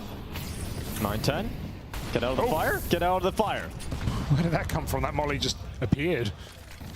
They're going to smoke it. Gravity with a Mac-10 in middle. Ooh, scope for 9-10. Yeah. Into the mid doors. Little gap he can use here. Gravity not peeking into it just yet. Needs to be careful about being exposed from that mid push as well. He's got Blitz coming to help him with the rifle. He's going to re-smoke the position, but Jocko's moved through it. Yeah. Jocko's moved through it.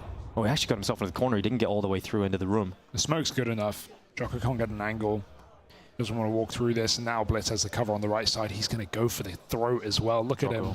He's watching for it. Oh. And Blitz's play does not pay off. Some of the aggression for the MONGOLZ finally being stopped. But when they get through here into middle, 9-10 was able to get out of danger. Techno making no secret about his rotation.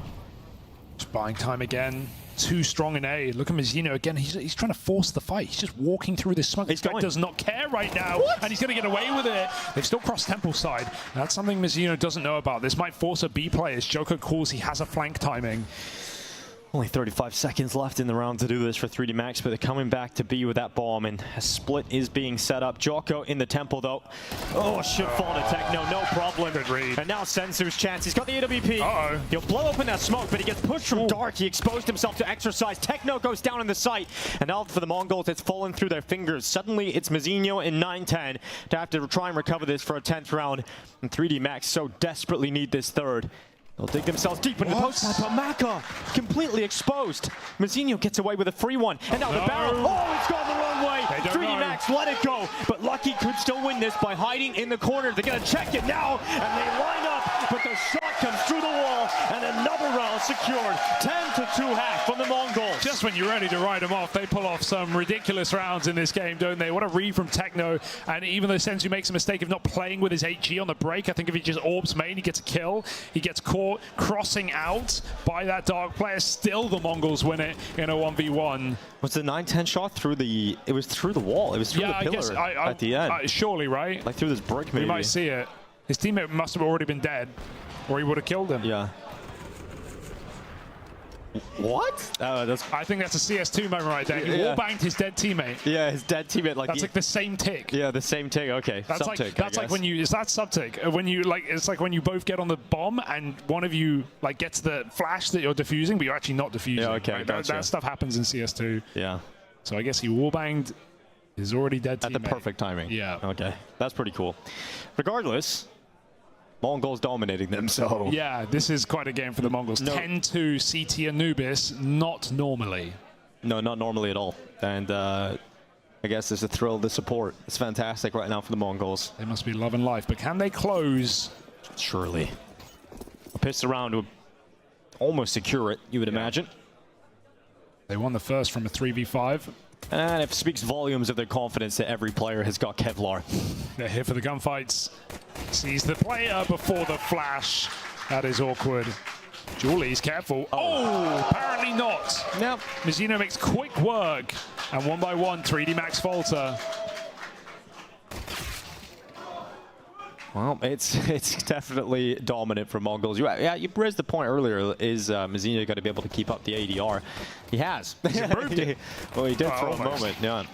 Still chances. As Maka finds a headshot at 9-10, able to follow up, and Maka back to another kill. 1v2, and you're right. Bomb is down, and another shot from Maka. He's got life in him. He's looking for the ace. He's looking for all 5, and just when you counted 3D Max out of this pistol, Maka has arrived. This is a chance to catch your breath, to reset. He's read it. He knows he's got a bit of timing as that last player goes for the bomb, and Maka has rotated round the world. Bomb collected. Oh, only one shot needed. Right read. No, this is amazing. Oh my god. Dude, how patient are you though? Don't give it away. I don't know if you clear this if you're Techno. I don't know if you clear this. Even if he's fast enough to react to one bullet to the body, it should bring him down. But Maka, oh, he's got it! Oh, eventually gets that headshot. Maka, I'm sure his heart rate rose, but he got himself that ace in the end. Oh, that first missed shot, dude. Oh, he's 10 health the whole time. That is a scary 1v1. Tracking it, making sure I have to get this headshot. Dude, what a nice play for Maka. If he gets aggressive and peaks, I think he just takes a leg shot, he dies, but he just banks on Techno not clearing that corner. Who would clear that corner? The piss around, turn around from Maka. Oh, it hurts That's to watch. scary. It's He definitely could have scary. lost that. Oh. All right. Oh, that's a piss around. Yeah, that is a piss around. That is the first step. Somehow. Yeah. A lot of work to do still, but first step taken. Maka puts him on his back. Carries him through the mud. Mongols come back with 3 deagles. Just looking for a couple of headshots. Keep this CT economy modest early doors. And there's a will, there's a way. All right, now when there's a Mizzino, there's a way at the moment. So let's see. He's only on a little Glock, so you got to rely on Senzu, Bullets, and Techno to start landing some bangers here. Gravity's pushed all the way through B, so a lot of information being gathered from him.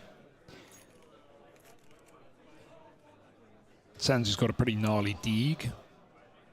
Oh my god, look at the gap. How have they done this? A bomb plant would be huge out of this situation. I think you're getting more than a bomb plant. You're getting kills at this point because 3D Max have rotated out of the site entirely. I don't see anybody at B, and they made the wrong call. They had no water info. They had no mid info either. This is such a wild gamble for 3D Max. Mongols going to get the plant. Sure, winning this round is crazy, but they've set themselves up pretty nicely. Well, let's see how much they can do. Let's see how much they can get out of this. A couple of deeg shots would be lovely. First step is the bomb plant.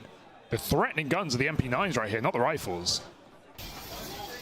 Oh, Sensu's got the first. There's that deagle chiming in. Is there anything else left here for the Mongols? Jocko coming back in, lucky on the follow-up, and they melt away the post plant. Senzu hopes to get one more kill out of this deagle. Unlikely, as the defuse is now stuck. Low HP Jocko going in against the deagle. Senzu gets one extra, so 2 kills. And a bomb plant. Massive work for the Mongols. Fantastic round. Yeah. That is a fantastic round. You know, investment versus result. Yeah, you've won that one. But yeah, still just a weird sign for 3D Max that that kind of gap is existing. They're 3A with 0 water control. They're flank, and they have no mid. It's not like they don't even have mid info. They're not peeking bridge. Yeah. It's a crazy move to make. It's not the end of the world, but sign of the times. And Mongols just find an amazing gap. Well, back to a buy now for the Mongols. AK-47s and everybody. They've got all the utility they could ever want. 3D Max, a few weaknesses here and there still that they hung on to from the previous round. Get the MP9 for Mass, but great start here from Joko. Let's go. And this is some aggression being thrown into the mix, and they full send it. And they come out with pretty much victory at this point. They can convert this 2v4. They're in such good positions. It really shouldn't allow Mongols back into this fight. Zeno would have to be the first step. Lucky is still here. Oh, he just threw a smoke. Now they know. Now they know for sure. Zeno clears him out. I think he thought he was probably being held, but they actually didn't have a clue he was still in this position. There's no way, right? There shouldn't be, but Mizzino's alive. 23 and 10. Captain by his side. Lots of grenades and a 2v1 at A. And I think if we think about that first half, what did Mongols do so well at? It was isolating these solo players, not letting 3D Max play crossfires, play trades. And they're trying to do the same here, trying to force a flank. It's coming through, but not where they think. Oh, watch them find the gap to Dark again. Well, the bomb was spotted over towards main with this flank still coming in right now from Joko. He's feel committed in towards the A play. It's looking real good now for 3D Max. They got 2 players here on the defense, one at Heaven, one at Camera. You got this flank coming in. That should be the insurance policy later into the round. 30 seconds as they now walk through main. Flank is the winning piece here. They don't need to overcommit and get these kills. They can just wait for the post plant, allow that bomb plant, allow some respect. And there it is. Doesn't matter. He was low health anyway. Fake comes out. Blitz 1v3. Got to be quick. And Maka disallows. 3D Max, well pieced together round. The flank is in no hurry. I think the start of the round was the most interesting part of that from 3D Max, right? The aggression being thrown in. Yeah. Take that water control. Lucky pretty much ends it. Well, he puts himself in a position to end it early doors. And yeah, double drop from window and the cover from Dark. Yeah. Very nice play. That double kill was huge. What a move. Well, not done yet then. Mongols go to Tech 9s and a Deagles. And we'll see what they're able to do with it. But for 3D Max, this is the essential start to the second half.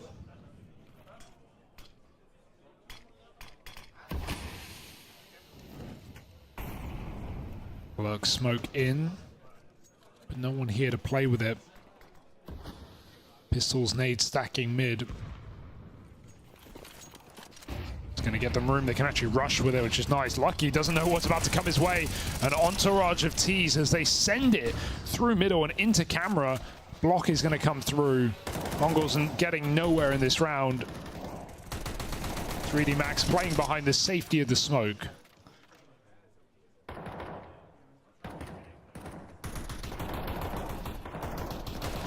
Nice shot. Blitz needs a second, was close.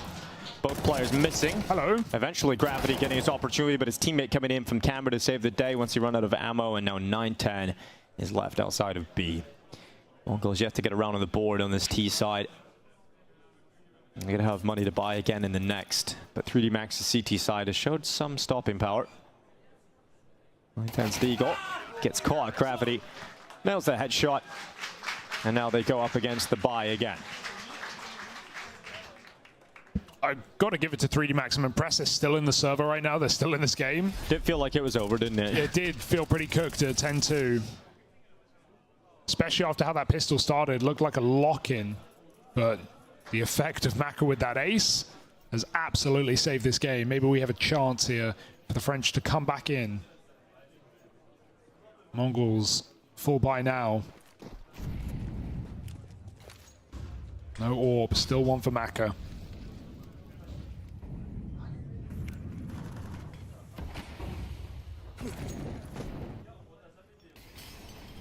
Double volley, Lucky's gonna burn. Lucky does burn, has to take a few steps back to safety. Around the back of the doors, Blitz charges in.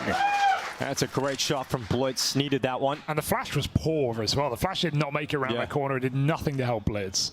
He just landed the headshot, banged him out. Now Maka alongside Exercises and this aggressive A play. They're about to exit A main. They want to go into the open. They want to go into the water and fight. And Mazinho, ripped off the top of the rugs. Saw him.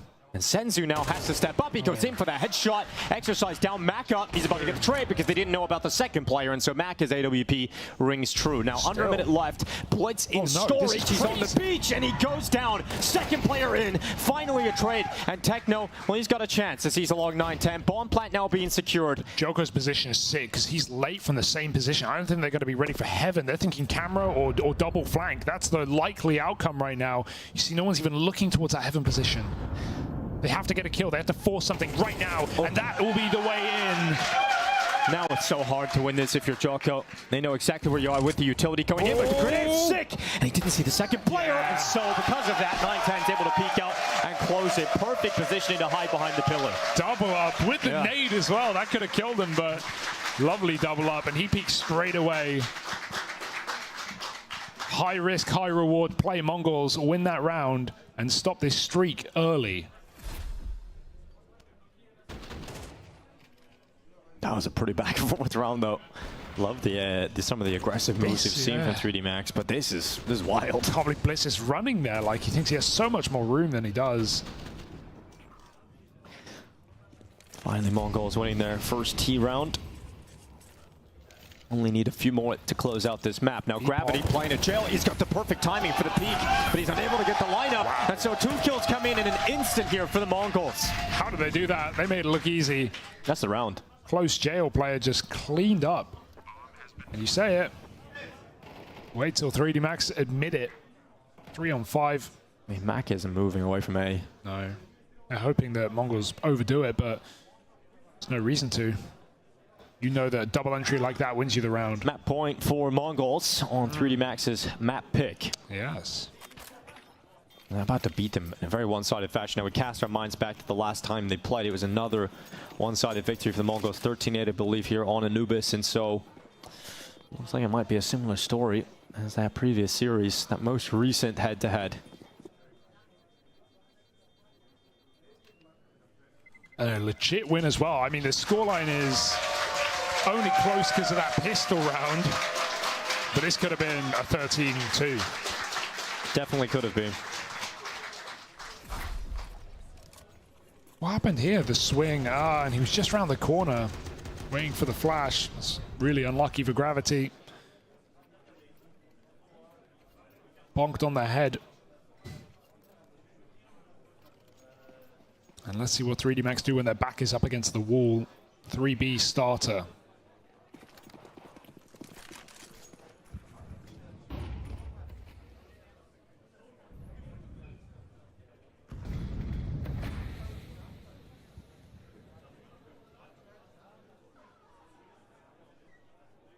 Mongols settle into a slow round. They want to close this map out here and now. Just defaulting. Mazinho a little worried because 3D Max have thrown some aggressive maneuvers into the CT side. Last round it was A, and might get that fight he's looking for. Exercise is close by with a FAMAS. He's actually going to molly him. Exercise gets a little bit uncomfortable. Oh, great bait from Mazinho. That's worked out. Oh, so close to the second. Couldn't quite get that due to the smoke cover.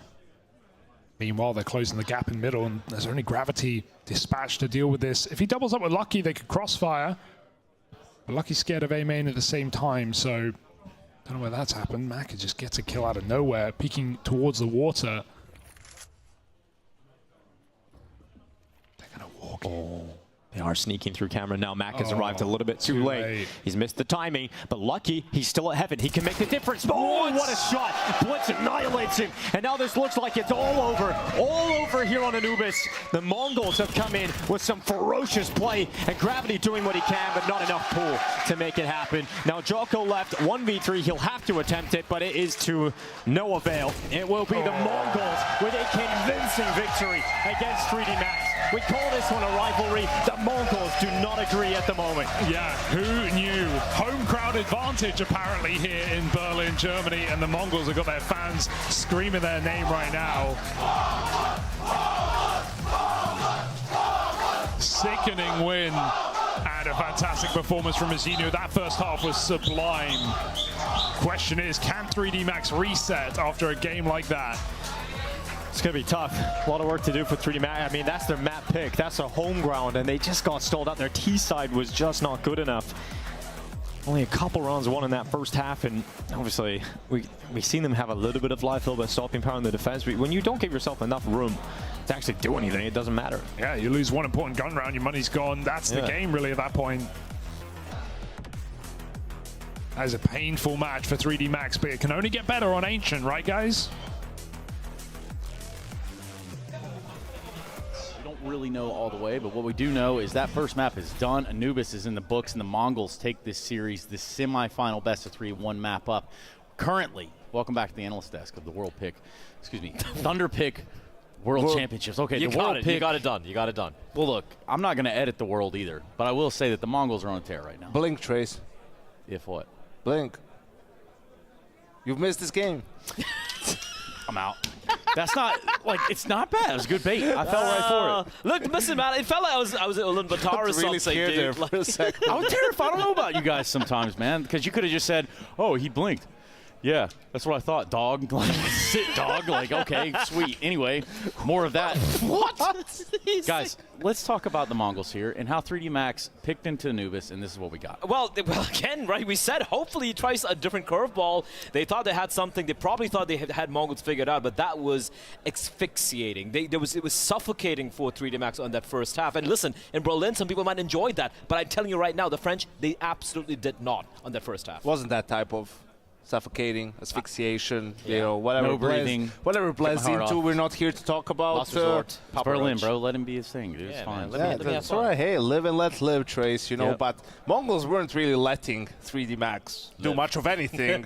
Living would be the least of it. Yeah, just came out swinging, really good play from the start. I think individually just they were on a different level. Mzinho absolutely lights out. We talked about him in the pregame. He was tested early on and absolutely answered the task. And especially a position like, you know, being the A anchor map like Anubis, it's not the sort of player you're expecting to pop off. And I think this round early on in the game, right? It's round number 5. 3D Max have won the first round there. Money's not great. Mzinho, he gets the first kill to 5-7. And 5-7, yeah, perfect crosshair placement, gets the kill. And look at this. He doesn't play passive. He doesn't play safe, waiting for his teammates to come in for that retake. Instead, he starts taking matters into his own hands, getting the 4K, retrieved AK-47, and just confidence all around. Now, and look, we can talk in detail about how they were so proactive on the CD side, how they were, you know, had 3D Max's number overall. But as you pointed out right there, Yanko, individually, everyone was switched on for this team. And look, you can also see, you know, 3D Max, I mean, being a little bit too scared in that situation. Like, sure, they were trying to split the bomb side. The one player coming out of A main dies. Why don't you go and kill Mzinho? Like, regain some of that control. You don't have A main. You didn't have anyone in camera or deep into CT spawn. Like, you are really contained in that bomb site. How are you going to fend off the retake? So once you see them lose that round and in that fashion, that's when you were starting already to get worried for 3D Max. And also one thing I really like from the Mongols is, you know, it's the first map to their opponent's map pick and all of that. They didn't play scared, and I think a lot of agency was given to the individuals of this team. Why would they be scared? Exactly, but sometimes you can be made. The pressure might get to you. Again, that's been a problem with this Mongols team. When they face off against a team that is supposed to win easily, they sometimes get into their own heads, and I feel like the players don't play to the level they can. But I don't know what Blitz or Mara told these guys before the game. They're like, listen, man, play your game. You're the better player individually versus every individual on that team. And that's the way they play, Trace. Yeah, it is the way they've played. And, you know, for the Mongols, this is a great stride in that right direction. For 3D Max, it leaves some more questions to be answered.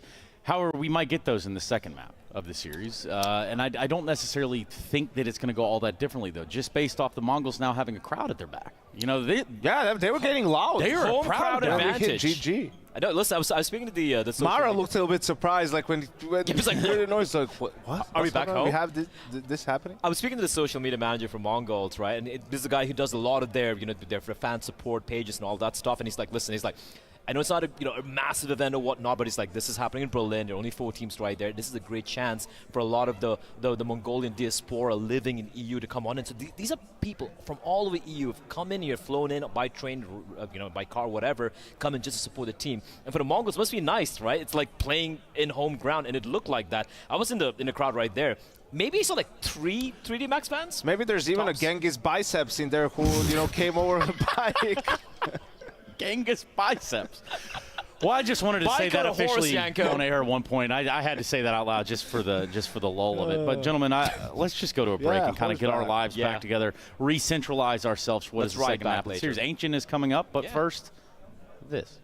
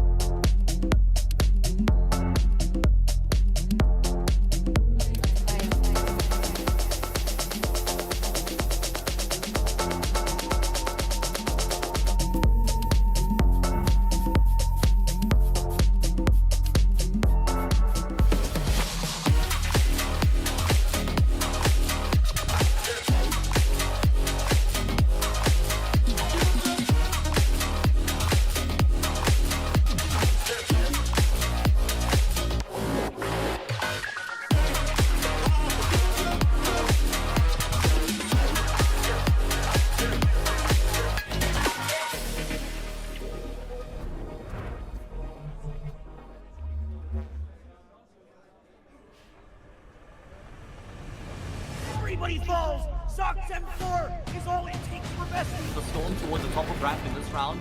Dexter is the hero. The blind sprays are techno tagging Phelps low. All three players are low. The taps will be easy for the M4.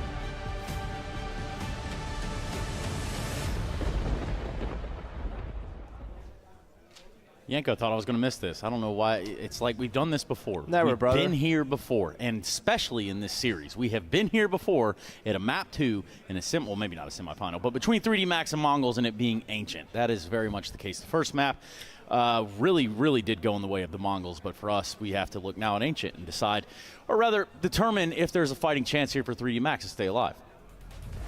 You guys like that song?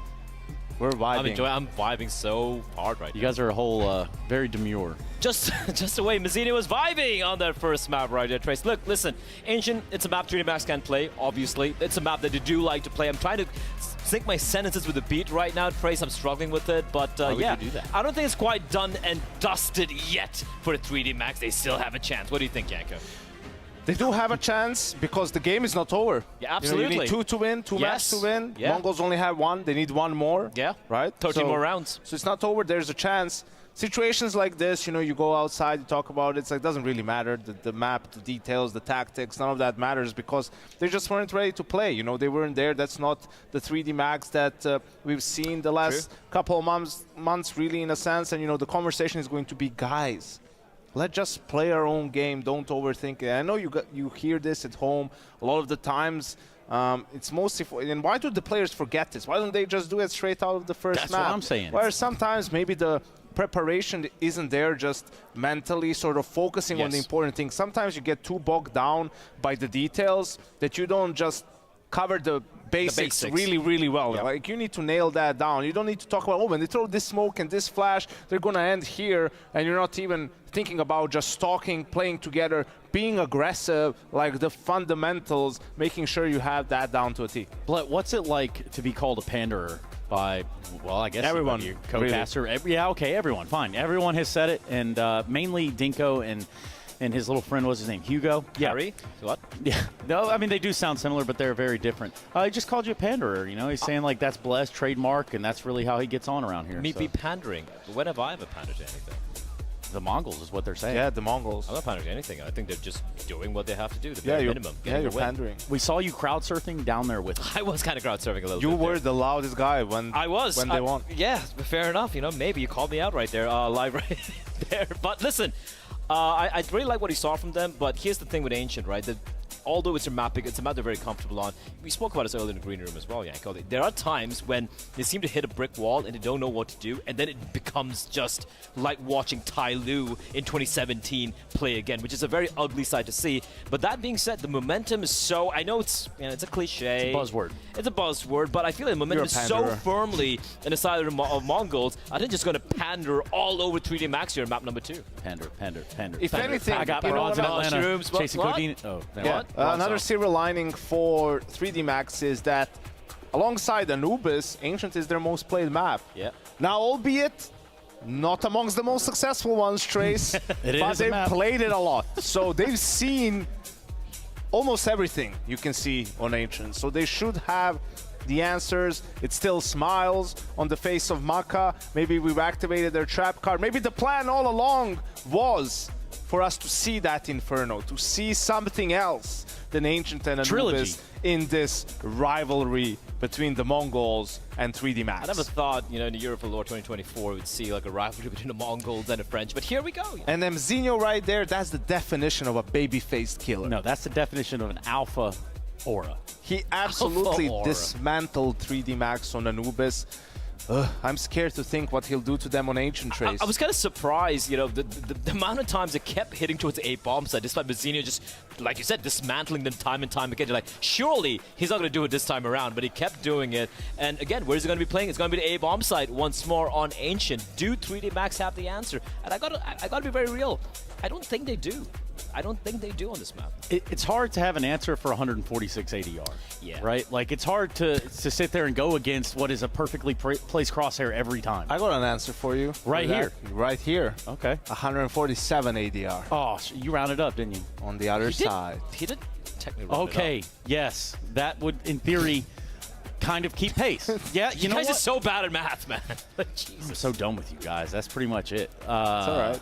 Yeah, I think we were just about ready to get in that game. We just had one simple restart right there, and I don't mean that Sasha's in the building. I mean that the Mongols are just one map away from netting themselves a grand final appearance against Heroic. Now, I would go as far as to ask you guys who stacks up better against Heroic, but that could all just be a waste of time. But let's do it anyway. I think it's going to be Mongols, obviously. We were expecting them to face off in the grand finals there in Elisa as well. Didn't quite happen because, you know, ENCE had a hell of a run right there. But I personally feel it's going to be... Wow. What's so funny right there? I don't know why you're laughing at that, What are you saying guys. exactly, Blair? Are you saying that ENCE won... What? ENCE won and what? What are you saying? I said it had a You hell of don't a run. sound annoyed at all there. I said it had a hell of a run. I'm very happy for Glaive and Bloody Natu. ENCE had their Natu, our dear friend Natu. hell of a run, I guess, you know, on home soil, whatever. Funny how that happens. Sure, G2. Anyway, yeah. Oh, man. Why is G2 just I don't know. out I of don't know. nowhere? I don't know, As man. if they don't have enough going on right now, I mean, right? they are in the finals right now, so good for them. G2 are in the finals, or excuse me, not G2. Yanko in the finals. What? Yanko in the finals. I was going to say Wait, G2 what? are in final I'll stages. definitely be in the... No matter what, I'll be there tomorrow. In the finals. In Yeah. the finals of Oh. Thunderpick World Championship 2024 Trace. You guys are stumbling so hard. Put 24. Thunderpick World Championship 2024. It's not that hard, guys. Come on. Nice, Panderer. man. Show off. Dude, how are you pandering to production? Like, that's a new level. I've never even heard that before. Yeah. I've never pandered to anyone in my life. I don't know what you're talking He panders to whoever... about. Panders me. Wow, that sounds provocative almost, but it doesn't necessarily get this match going. I can assure you that much. Again, Ancient. Now, we did say Inferno. We do have Inferno should we need it, but given what we got in the first map, I'm going to say the likelihood of that might not necessarily be as high. Look, even if it went all the way to the third map, it's going to be Inferno, right? We expect, if it was to go there, we're expecting 3D Max to at least get the win on Anubis. Like, that's their map pick. It's the map that they probably had the highest chances on. Heading in Ancient, Inferno, these are the two best, well, top 3 maps for the Mongols, so yeah. Remind me, Bleb, when 3D Max beat the Mongols? Ooh. You little panderer. When? Was it a 2-0? When? Was it a 2-0? It was a 2-0. Yeah, so they've beaten them on Ancient before, Blair. A long time ago, Yanko. Don't deny it. I'm not denying it. I'm not It was rewriting a month history. ago, month and what a are half you talking ago. about? Revisionist No, it was history. 3 months ago. Yeah, last year. Well, see, we have My Little Pony, 2023. but have you ever heard of My Little Panderer down there on the end? And, my God, what an outrageous sound to hear and not expect. The mask comes off finally. Yeah, and so does podcast mode. Goes right on here. So, what's really kind of piquing your guys' interest? Yes, again, we are a few minutes away. You know, few Ancient's seconds. a little bit... Trace, let's talk about Ancient. Ancient If you seems want. to be the new Cash, in a way. It has some of the elements of Cash, right? Where it's always like a give and take. You can really fight for mid early on if you're the CT, but you can't stay there forever. Really, it's going to be hard. You have to fall back at some point. So there's a lot of anticipation in terms of the calling for the Ts. You know, when are you going to go for that A execute, for that A rush, when the CTs are focusing more on lane, middle, all of that stuff. Get the bomb down before they can come in for the fast roll. That's why you see a team like Navi, when someone does an A rush against them, they just keep flashing over, pushing through the smokes. Yeah. Right? Like, they Super don't want to let disruptive. you even get the bomb down. Like, they understand if you caught them in the wrong moment, like they're not really prepared for that A hit, the best way for them, maybe even the only way for them to win the round, is that sort of fast retake, just throwing bodies at the bomb site, and more often than not, they find success with it. And also one thing I've noticed of late is, for a lot of teams, the way they approach the T side of Ancient, it seems to be very black and white. It's either you go for the full-fledged default, or just like a 5-man guys, 5 guys hitting that A bomb site, executing it, or 5 guys pushing in towards B.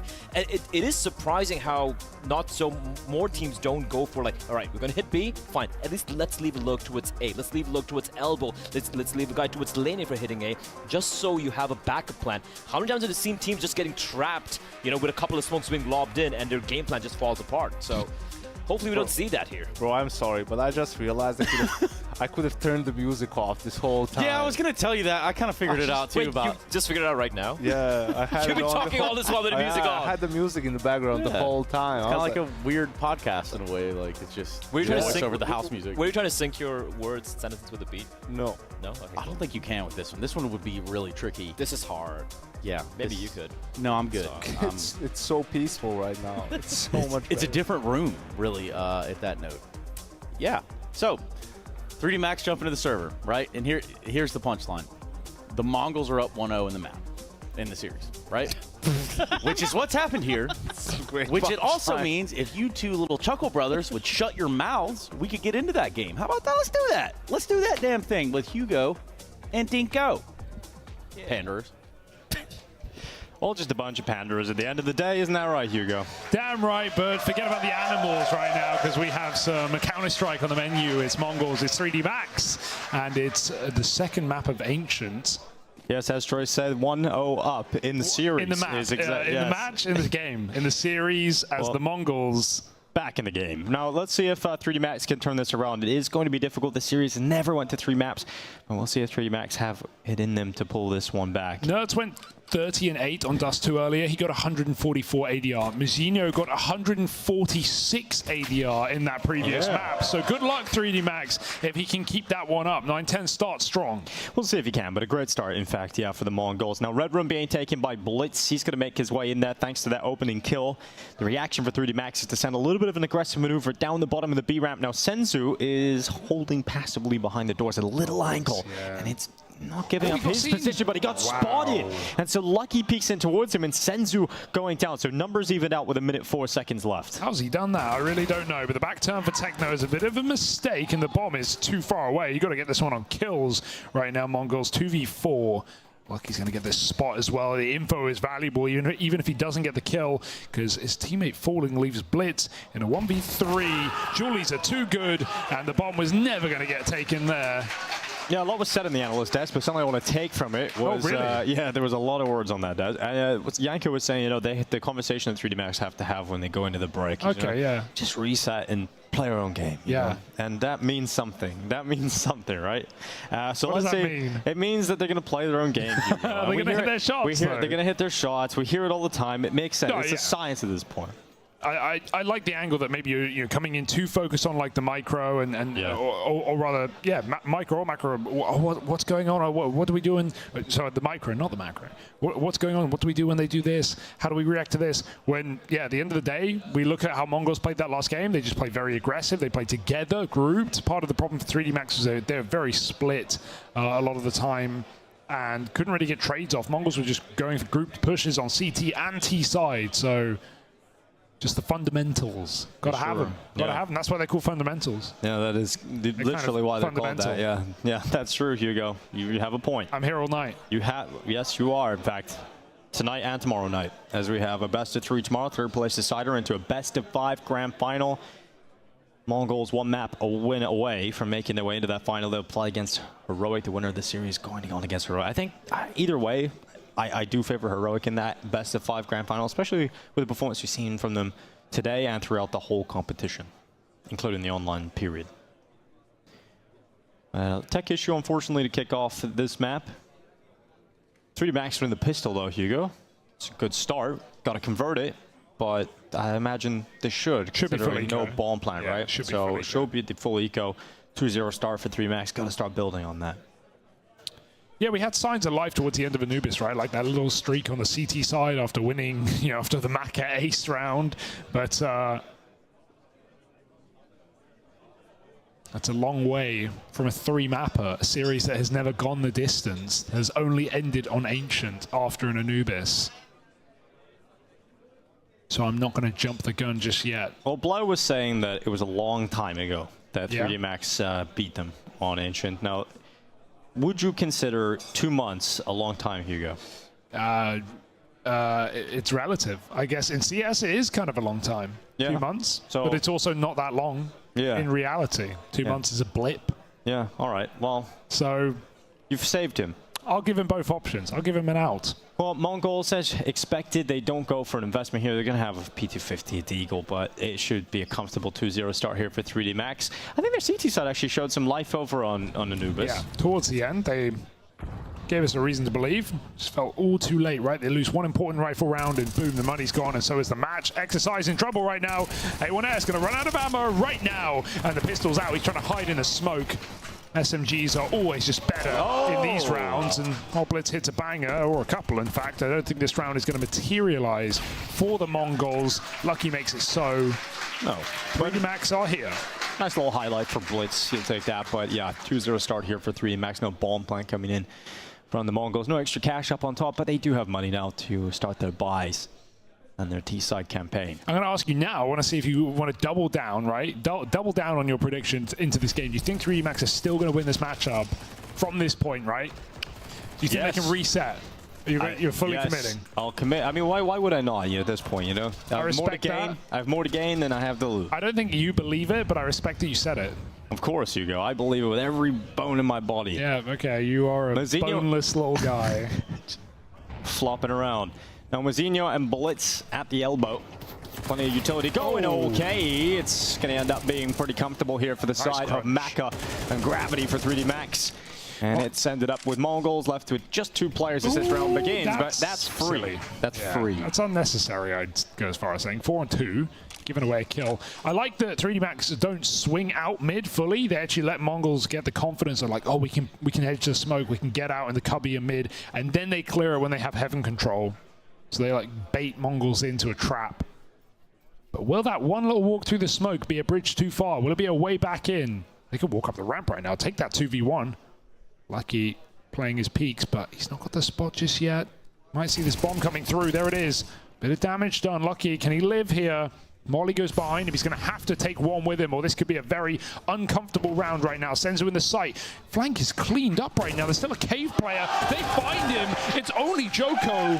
1v2. Where did this go so wrong? Bomb stuck. Joko got to force his kill. They group up. They're in the molly. It doesn't matter. 9-10 takes them home. I take it all back, Hugo. I take it all back. You take it back. No, that was really impressive coming in from the side of the Mongols to pull that one back. I mean, obviously, a few mistakes here and there. He would say with that elbow push unnecessary. Lucky's like trying to play so safe. He's playing too safe. He actually lets them cross all the way in. He never actually forces a kill. I think at a certain point, you kind of have to just take a fight, right? Well, he gets... I can't believe 9-10 does this. He swings into the molly. Yeah. If Joko's not fighting, if Joko throws a molly, backs up, you lose. 3D Max come in battered and bruised with a buy again. It's 5-7s, MP9s, 1 and 4. Mazinho into main. Exercise played on top of the big box. Now he's playing on top of boost. MP9 close quarters, especially with the shadows, can be pretty effective. But look at that damage. Exercise down to low HP. And he has to try and get out of that. I think 9-10 would have committed, but the flash popped after the molly and he got full blind. So makes the right call. Barely takes any damage. Force up for 3D Max is leaving them with 2 smokes, nothing else. Make it 1. One's loose right now. They've got mid control, Mongols. And they've still got Mazinho in main, so if an A-split materializes, that might tempt you in. Trade for Joko keeps things even-ish. By even, I mean not at all. Even-ish. Otherwise known as not even. Exercise is too low to play here. Mazinho going for a move on A. He doesn't need to commit. AK odd. Now we have got 35 seconds left in the round, and 3D Max super low, but they've got 2 players on this side of the map, with a third slowly making their way back. Oh, Lucky needed something though. And with Lucky going down, it is not looking good here for 3D Max. It's going to be a 2-2 scoreline. Mongols tie it up early. They make, I don't know. They make the right gamble, but... You reckon Joko's got a chance now? No? Oh, there we go. He wanted to hold that and see if he could try sneak a ninja in or get 2 for 1, but Senzu gives it a check and that forces him to take the kill. If anything, Senzu dying there is a blessing in disguise. But can they finish the job? Yes, they can. That was only a desperate force, right? They had to make that buy happen. There wasn't a lot behind it. But now the Mongols get to reap the rewards and run away with a couple of freebies.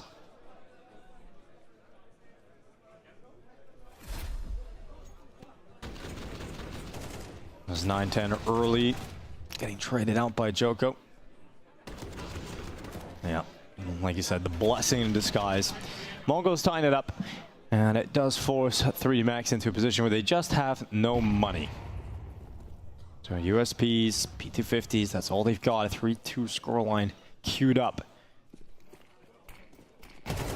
Ooh. Be interested to see if the Mongols do make it into the grand final. It'll be interesting to see them play a best of 5. You know, how deep does their pool go? How do they compete in that best of 5 environment? Because it's not a team that I've got to see in a best of 5 that I can recall. Yeah, we don't see him on Dust too much. I can't think of many Dust games from the Mongols. I think their nuke is quite good, although they don't really play it much. I think they have some nice executes. It's a good map for Blitz. But yeah, they do like to stick to like 3 maps, really. Bans would be Vertigo, of course. So that eco's swept away. 3D Max will have money back in the bank to be able to buy again. So M4Zell across the majority of players. Gravity having to go to a FAMAS gives him a little bit of extra utility. And the classic elbow util tossed out by 3D Max. They look to try and challenge it. In fact, that is very aggressive from Joko, and it doesn't work out. Oh, that's awkward. As the flash lands as well, he peeked just a second before. Maka, again, loves saving the day. Exercise is cooked on the side. Not sure what happened there. He's swinging his mouse around, trying to escape 3 on 2. They can plant safe on the wide position, and there's nothing you can do about that. Maka peeked in, barely a chance. And Lucky, I mean... Locked out. Yeah, locked out. MONGOLZ in control to kick off the start of this map, and that was the return to the buy. That was the return of 3D Max of some strength, but no strength presented. What happened there? I mean, Exercise just like getting caught in the sight. This was a lovely kill. The peek on Heaven before the flash popped. Oh, he got blinded by 910s as well.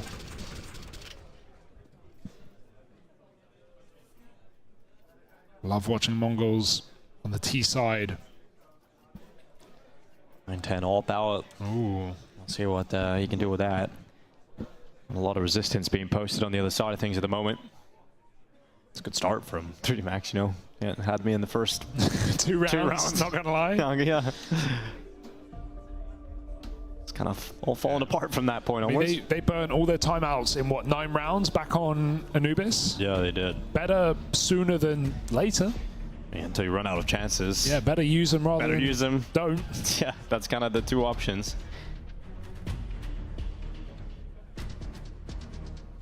Desperate times right now. How do they want to respond? We got some util out. They could do a nade stack somewhere. What are util going into mid? Insta donut as well. MONGOLZ are going to commit with this, or at least they look like they wanted to, but maybe they see more resistance than they expected, right? The nades come in, they go, nope, not walking into a mid stack. Yeah. Oh, stack of beef right now for 3D Max. A lot of forces now making their way through the cave and Exercise. He's at the front, into the Jag. It's like the classic, you know, go Inferno Banana, throw 3 nades, and then rotate heavy A, right? Oh. They have to play active B. They have to get aggressive at some point. So much of the map is open right now for 3D Max.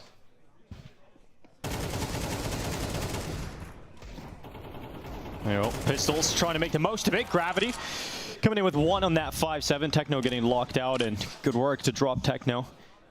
And they've moved their way in towards the site. Mizinho going on in 910s. Ideas to go to the donut. And now the Pistols now coming through CT spawn, but Mizinho's got eyes on this. He's got eyes on it with the AK, and it should be enough to bring down Lucky. It should have been, but not yet. Eventually goes out for that peek, and MONGOLZ keeping it clean. Yeah, no upgrades granted. No exits allowed here. Yeah, none. But MONGOLZ, again, very strong start. Very strong start in the first half. We had that over on Anubis. Looks like they're going to build a similar story here. And 3D Max, the problem was, even if they showed a little bit of life in the second half of Anubis, there was just not enough room for mistakes, for error, right? And that was a problem. Just didn't give themselves enough room to play with. And it looks like that could become a problem again. Oh, no, don't prophesize this early. Whoa. Okay, Lucky. You see some sharp shots out of Lucky and Maka in this team. But they need to translate to more than a blip on the radar. We need rounds right now for 3D Max. MONGOLZ 5 in a row and a full buy coming out. And if it doesn't land on his feet, then yeah, okay, what you're prophesizing may very well come true. And give us a dominant game yet again for the MONGOLZ, who are here to win, really. Yeah, one of my favorite thing about the Mongols was back in Cologne when Mazinho started getting a little bit of attitude, right? He was popping bubble gum, he was screaming a little bit, but the best was when the Calm video came out, and he said he screamed and he looked at his teammates, he laughed, he said it was kind of cool to, it's kind of funny to shout like that. Yeah. That was great, I loved Figuring it out. Oh no, he's full blind, he jumped in the Molotov, they've got to smoke it. Barbecue. You don't know there's two here though, so one can sell for the other, they just need to communicate it cleanly. Joko gets out, there's no way, he dies, that's the right move, Maka fights with, and another one comes through the smoke, slaughter in middle. That is how you do it, 3D Max. Great recovery to a very difficult situation, and Senzu is a dead man walking. 3D Max get back in the game. That was really cool. That double setup in the smoke was so sick, and the fact that Joko actually gets a kill from it is unbelievable, right? It looked like he was going to go down, and then the second player will come out and get the trade, but he gets the first kill, and it just makes it even better. And he's just stronger here. I mean, Counter-Strike at this level, you have to sacrifice yourself sometimes. Like, if he runs away, that doesn't help his teammate. He has to die in the open to make Mongols commit to middle. They think, I've got an entry, I can go mid. Either Joker gets a kill, which is great, or he dies, and that sells his teammate's position for him. And this injection of cash gets Maka on the AWP. And we talked about this on Anubis. We didn't really get to see him use it too much in that opening map. He's got a chance now to start finding some impact. And Joko, he's quick about this, going down the B lane, and down he is to the hands of Techno 4K. They're just going to walk him in right now. This is a huge gap right now. They know how much pressure 3D Max has been putting on middle. They've left exercise here. Mac uses his molly at A, but that's fine timing-wise. Mongols getting situated with 3 players on A. Oh, but the AWP is just set up. Good flash. Yeah, blinded. Gets it's a dangerous game now as he goes back into the crosshair of 910. He knows an AWP is watching, but he goes for the repeat.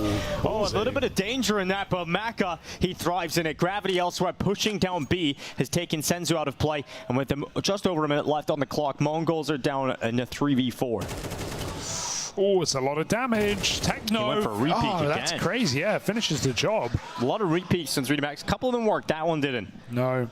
They still have another player here at the back of B. Mongols taking their time to bring the bomb in. No chance to execute here. Techno could drop a smoke if he wants to risk it, but right now he's looking for that next entry, that next kill that will path them into B. Great smoke. Yeah, held behind it, locked in at the moment, but he's not alone. He's got exercise towards the start of the map with him. He's at long. 25 seconds is all the Mongols have left. That bomb needs to get out into the site. The smoke won't last forever. Damage being done. Bomb being planted. And now exercise starts to move in. Starts to get ever closer as he creeps towards Blitz. But he's waiting for Blitz to leave his spot, and he won't. He knows he's locked in. He knows he's stuck on default. And he's got to stay in this position to the end of the round and fight his way out of it. He knows he's got his teammates inside of cave for the post-plant. Mazinho's even making a reposition happen out towards the ramp. And that's a great timing. Oh, Blitz! That is so sick! Catches the perfect timing and maneuvers his way to a double kill. It's just Mako left. 1v2. So much ground to make up. And Techno is just challenging him. Running back, Mazinho securing the round. He knows he's got it. He's a long way off, and the time is not there for Maka. He'll retreat to save, and the Mongols have got 6 thanks to Blitz. I can't believe he swings for short as well. Right? He knows there's a player there. Out for blood, takes a second kill, guarantees the round. And Maka may have hung around, trying to sneak in a sneaky little defuse, but Techno's not having it. Nope, not at all. And that's a recovery round for Mongols, 3-on-4 after they lose control over at A. Yeah, because of the stylish finish, you almost forget about how dominant the start of the round was in the 3D Max. And makes it even more impressive. That repeat for Gravity suddenly hurts a lot more in retrospect. And another tag for 3D Max, feeling the burn right now as Mongols reset them immediately upon their first round since the pistol. Money is not going to be good for 3D Max.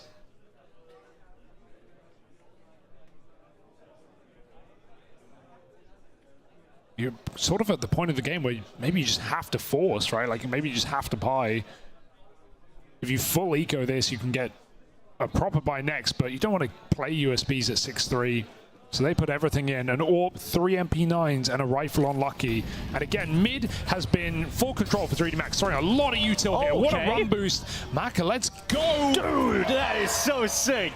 I've not seen that one. And he gets away with a headshot as well. That was all that was detected. Maka, that is a brilliant maneuver. But look at this reaction from Mongols. They sent Senzu into B. He's got space to play with, but they do not have the key piece. That is the bomb that is dropped at elbow. What a tricky little play for 3D Max. They have so many of those surprising little maneuvers that you're never going to expect. Oh, careful. Joker gets put down to 7. And to be fair, like 3D Max have tried to be aggressive mid. They've been punished every time, so that's a great time to change it. They swing with that AWP shot, and it's only Senzu saving. Yeah, once that bomb goes down, it's mission impossible in the end for Mongols.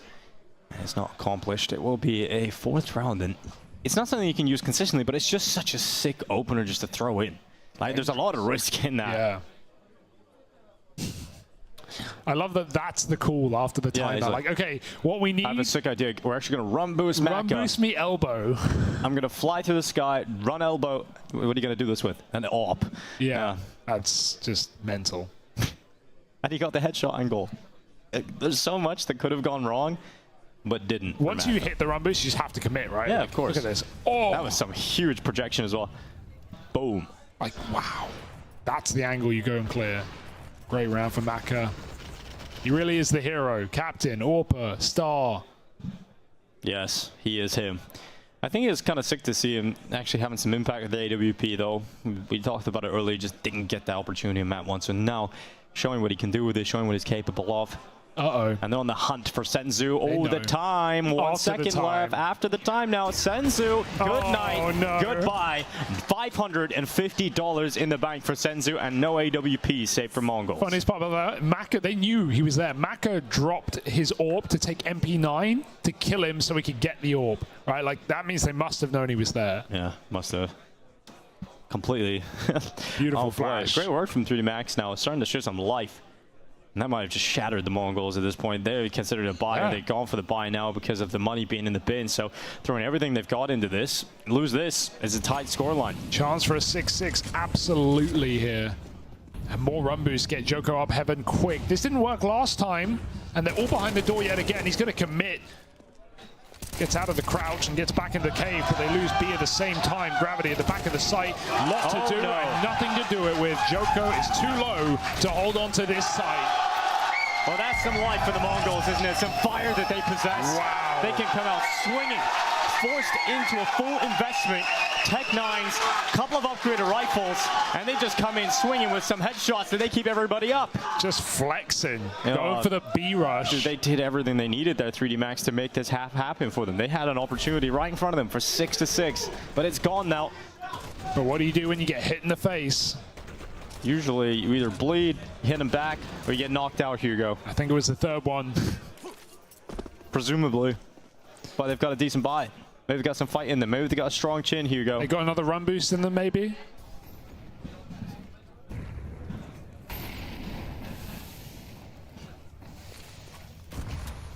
Nope. Not right now. Not seeing it at the moment. Gravity playing in towards Jagan. Not being aggressive about it.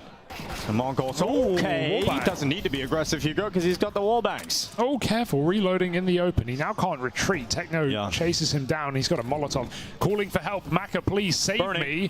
Gravity has to push, and he's dead. Oh, there goes Gravity. Yeah. Back to reality here for 3D Max.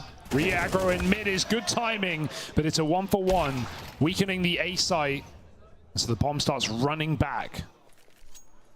Still a chance for 8 rounds here in the half for the Mongols, but 3D Max desperately hold on for the opportunity of 5. A lot of time, and they're going to make their way out mid. Blitz, the front man of the attack.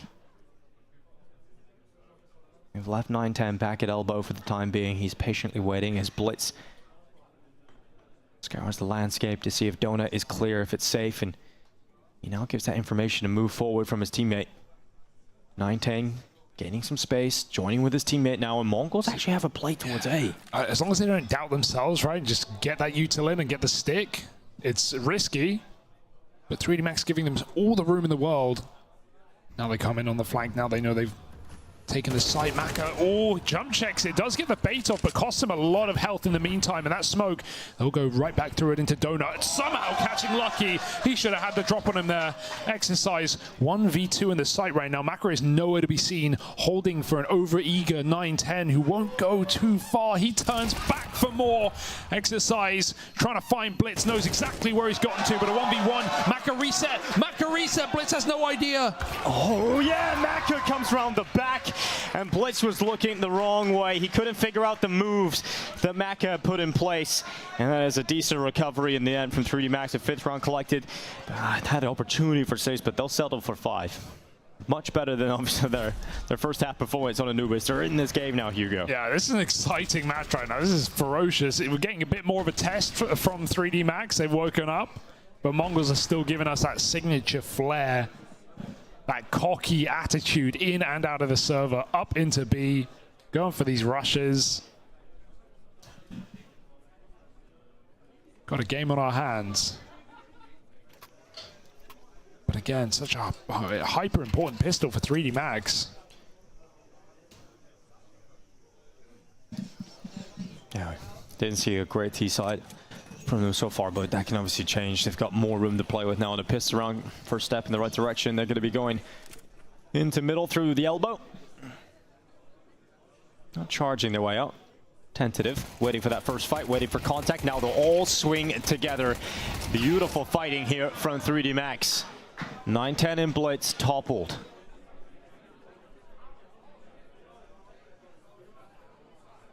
We'll gather up together. Yeah. This is nice, just grouping, going for the hit. They are going into a stack, but it's only 2 pistols. What's it really going to do? Mazinho needs to realize they're all coming through him right now. They don't clear him, but some ugly shots put him down. Senzu through the smoke, they chase him on the reload, and then they give it up. Either way, this is going to be a bomb plant for 3D Max once they figure it out. And the flank's even being held, so no surprises here from Techno. Techno, here's the steps. Sees his opponent, but not exactly fights that he feels comfortable with right now on Gravity. Gonna try and deal with Senzu, can't do it. Techno goes down in main, and with that going the way of 3D Max, the pistol will shortly follow. Senzu doing what he can, but too many targets, too much. And 3D Max win the pistol round here in the second half. Okay, let's go. Could this be the one series that finally takes us the distance? Always Inferno as that third map, never appearing in the head-to-head. And so many questions. Both these teams, this prize purse would make a huge amount of difference. Opportunity to fight Heroic for $500,000 first place. Just crazy when you say it. Now we have got... That's how much you get for winning a major, by the way. Yeah, that's kind of crazy. 4-team finals here in Berlin, and we've got a force buy from MONGOLZ, so MP9 out for Senzu. 5-7s on the rest. We know they can be potent in this kind of situation, and it's a good call. Oh no, indeed. They've got a player locked inside of the cubby. Blitz has got away with his life. He's still standing. Long-range fight, MAC-10 versus MP9, and equal damage being done. Finally, Exercise arrives in middle. It's Blitz to fall down, and a 3v3 established off the back of that trade kill. They still have to go B, and I feel like MONGOLZ would expect them to reset, but the bomb is there, so they've got to group up and go for this control together. They'll do exactly that through middle. And meanwhile, MONGOLZ did reset. They did try and peer elsewhere. It gives them good timing on the flank, but Lucky is considering this play. No, sees it now. Yeah, this is now a really hard angle to try and beat, jumping back up. Lucky actually gives him the space with the reload. Oh, this is really awkward, Lucky. Yeah, this is ugly. And now a MAC-10 from Mazinho moving into position. Oh, God, what are you guys doing? Back into this, they're fumbling, they're playing with their nades, and finally Gun is back out into the kill. That's true recovery, Hugo, but both players are still low here, and 9-10 is going to do what he can. No kid on his back, no utility to play with. Mac is in the cubby in the corner, and that's a position he just won't check, and so Maka is able to secure it. But yeah, you're right. That 3D Max they tried their hardest to lose that round. They tried their hardest. It wasn't good enough. Sorry, guys, you won the round, but they gave it a go. I'm trying to see what MONGOLZ do now that they've done so much damage in that round with the money. Do they go for it again?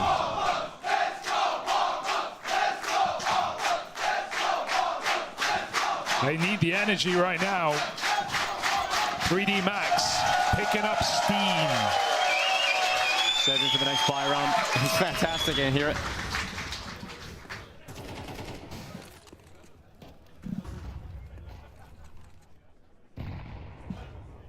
Not a lot to work with here, though. No, Don't get too excited.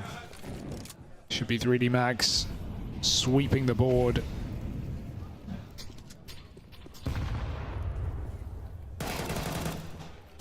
stink, but okay. MP9T side, that's some good stuff right there.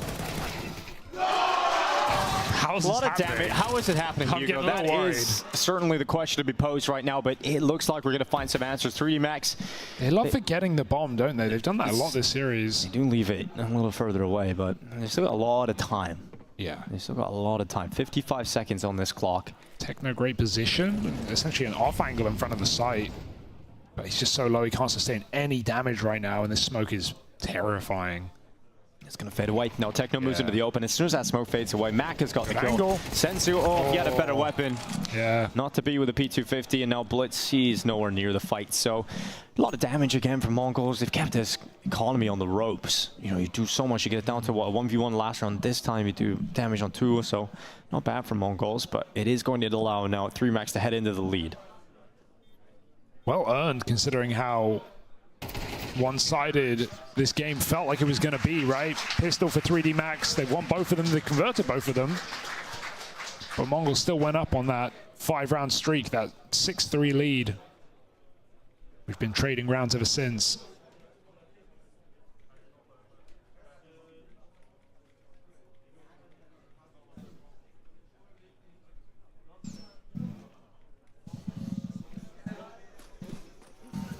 So here it is. Full buy, got the AWP on 910, still rifling for 3D Max. That money isn't perfect. They're kind of aggressive middle though. See what this fight looks like on the other side. Mongols give it up completely. They want nothing to do with this. Oof. Flash through. Oh, boost. Danger. Yeah, 910 boosted up. Yep, it's going to work. Surely if a step into the open from Maka, but it doesn't happen yet. A step away from death, but he was able to survive Maka without realizing it. Advantage now siding with 3D Max. They're going to slowly creep towards this B-bomb site, and the defense here is non-existent, really. You've got one player close by, Senzu at short. Moving a little closer now, but those smokes are coming up and actually hit him. Oof. And he goes into the fight at the cave. He does pretty well to get one. And I don't know how he's still alive, but he's going in for more.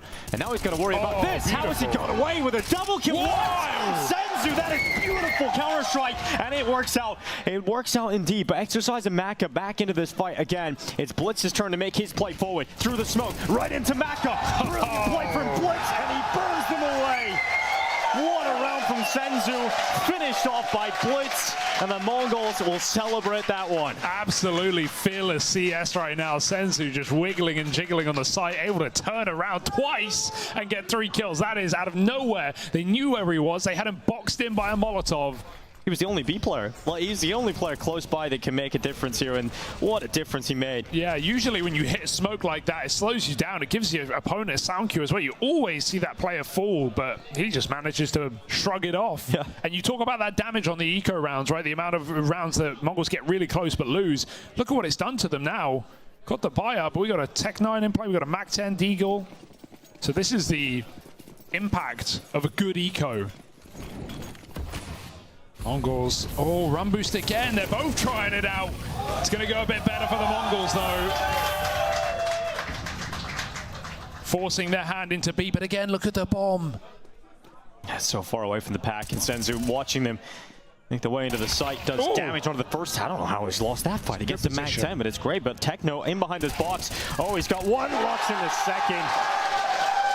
No doubt for Techno. And that bomb is still at elbow on the back of Exercise. They're confused. Where's the other player? Yeah, I mean, Plant's nice here, to be honest, but I think he wants to go for the kills. Look at his routing into red. He knows he has good timing on a backstab. He'll figure this out soon, right? Right? Yeah, it's a turn to check it now. Yeah. It's 910 with eyes on this. Easy. And no eyes left in Exercise. The AWP rips his head off. Damn. Explosive again. Run boost, picking elbow with the AWP.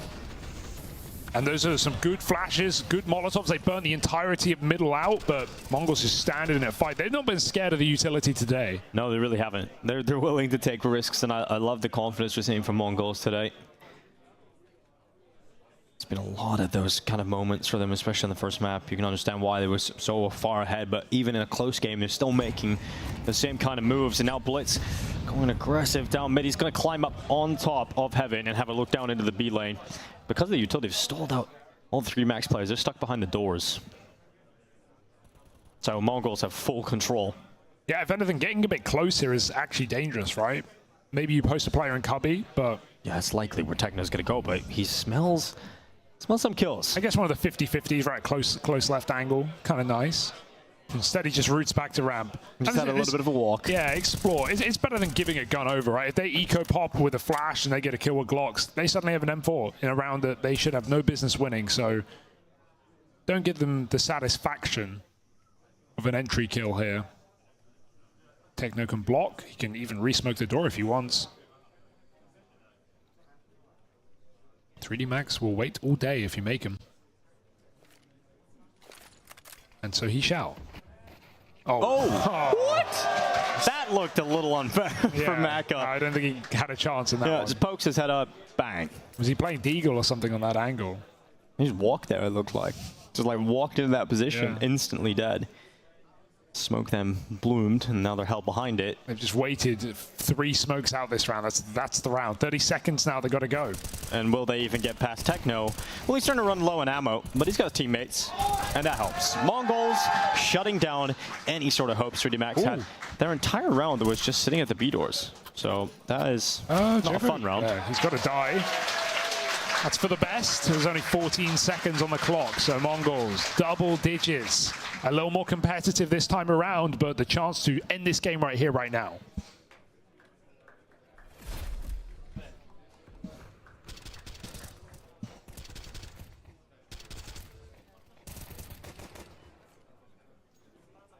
The 3D Max have the answers.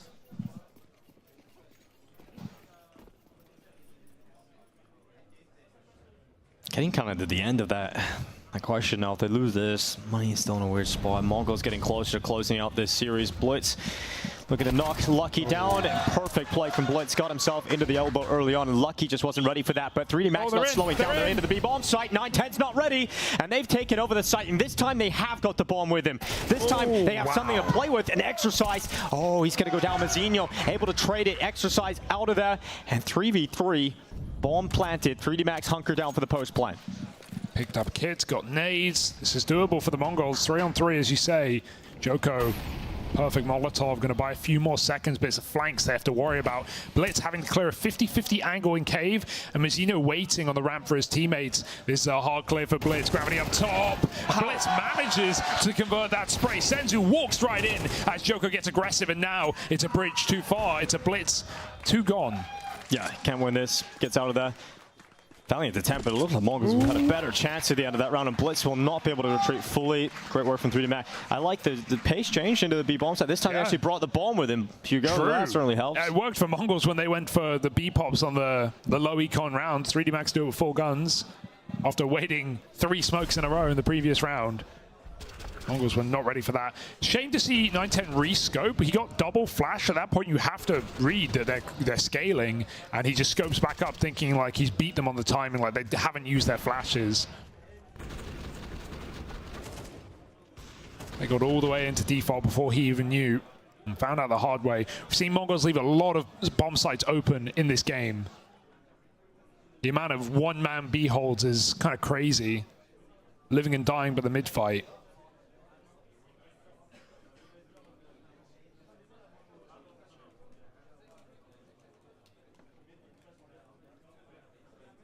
Still got the up out for 910, and obviously wants to get the round he had previously back. Maybe he can find more impact here in round 20. Back to a standard round from 3D Max. No heavy commitment anywhere.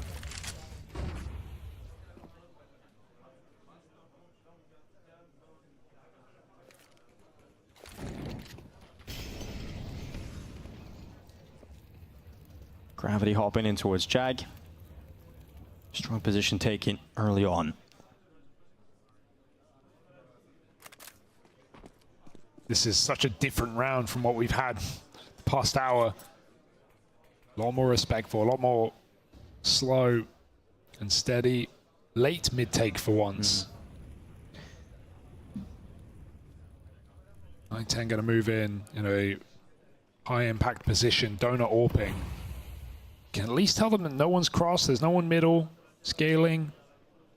But he actually doesn't have the line, so Blitz has to be dispatched to hold red. This is the perfect time to lean into B, but again, I feel like this bomb is strangely positioned. It's going to have to go round through spawn.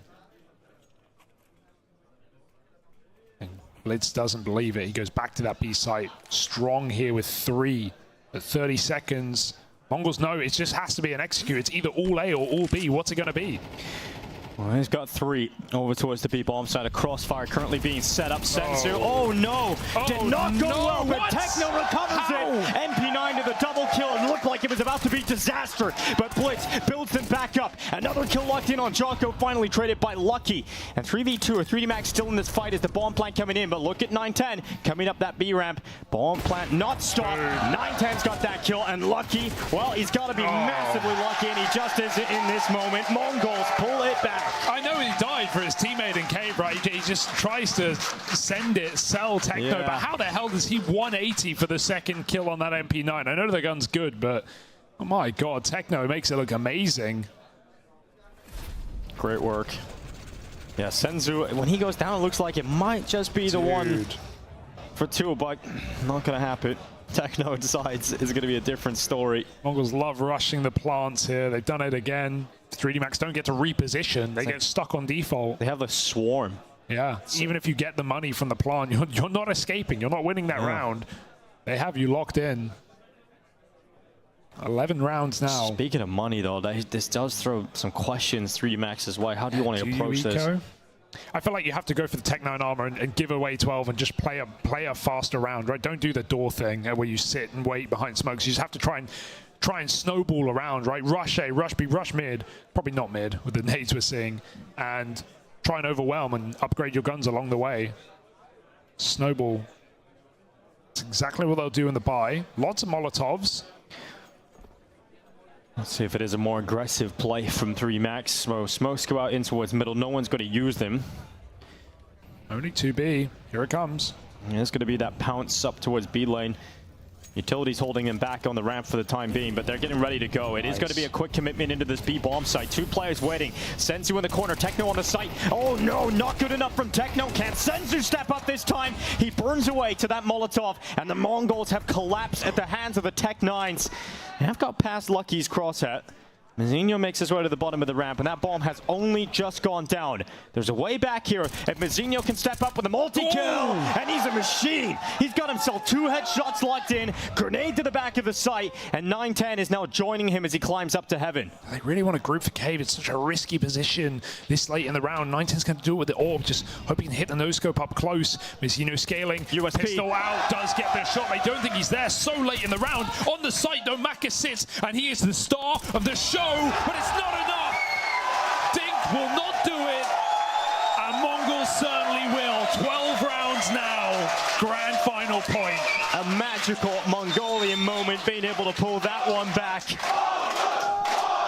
How has he done that?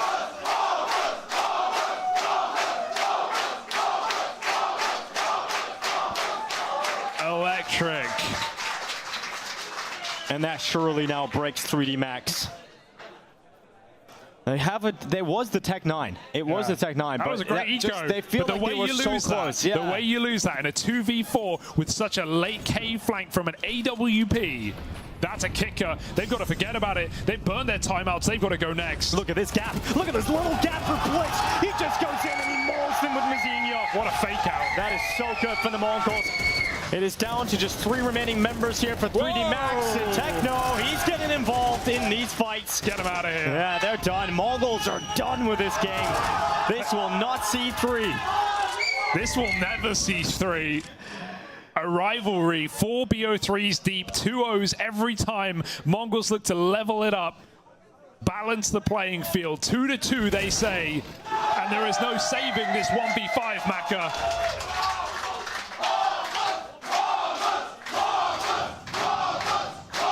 Read it and weep.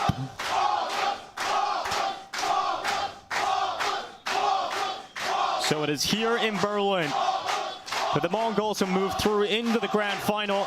A best of 5 against Heroic. And they're going to do it in style, taking down 3D Max. They don't think this is a rivalry. They have dominated them in the last 2 best-of-3 series. We do not need Inferno, and the Mongols march on. Those first 2 games, they were just getting warmed up. This is support that they have never felt before. Yeah. This is quite crazy what we're experiencing right now. Who knew the Mongolian home crowd would be in Berlin, Germany? Yeah. Not me. This makes me want to go to Ulaanbaatar, I'll tell you, Hugo. I'd love to go there. Unbelievable atmosphere. And what a performance for the Mongols. They made it exciting. They put on a show in that series. 2 close-ish maps. But the rounds were dominant. Muzinho was dominant. Dude, it's crazy the performance he had today. That round when he comes back on the ramp on the flank, you think the round's done. He gets a double kill out of ramp and then 9-10 closes it. Just so many moments from Muzinho today. And there's just so much firepower with the Mongols all click. We're T for an excellent final. I mean, the crowd here are loving the Mongols. Earlier, they were loving Heroic. It's time for them to go head-to-head to face off for $500,000 tomorrow. We got a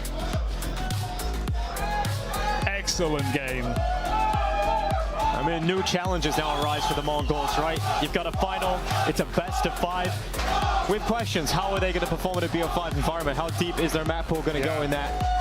Well, we get to find out tomorrow against Heroic, who probably have the same questions. Yeah, I mean, with a crowd this big and with this much support, I think the Mongols are going to be feeling pretty confident. Fired up. Yeah, a team that we've seen have trouble choking important games, but I think they're here to play today. Really impressive stuff. This could be a big step for the Mongols in terms of progressing their careers. They got their first big title this year.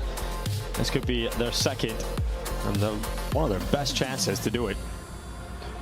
Best-of-5 though against Heroic. Now that does mean we do see 3D Max move into that 3rd place decided game. They're going to play against OG. We get another chance to see them play here at the Thunderpick World Championships 2024 in Berlin. I think that's going to be a close game for 3rd place. Yeah, I was actually impressed at some of the rounds 3D Max. There's some basic mistakes it felt like at times, but in general, they put on a pretty good show, able to compete with some very difficult Mongols rounds where they're just throwing everything at you.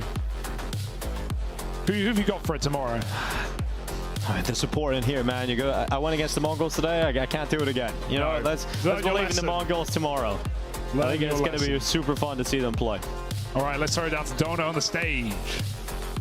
Yo guys, how are you doing? Wow, super long day, but such an exciting match. I'm here with Techno4K. So the other finalists who are going to play tomorrow against Heroic, congratulations.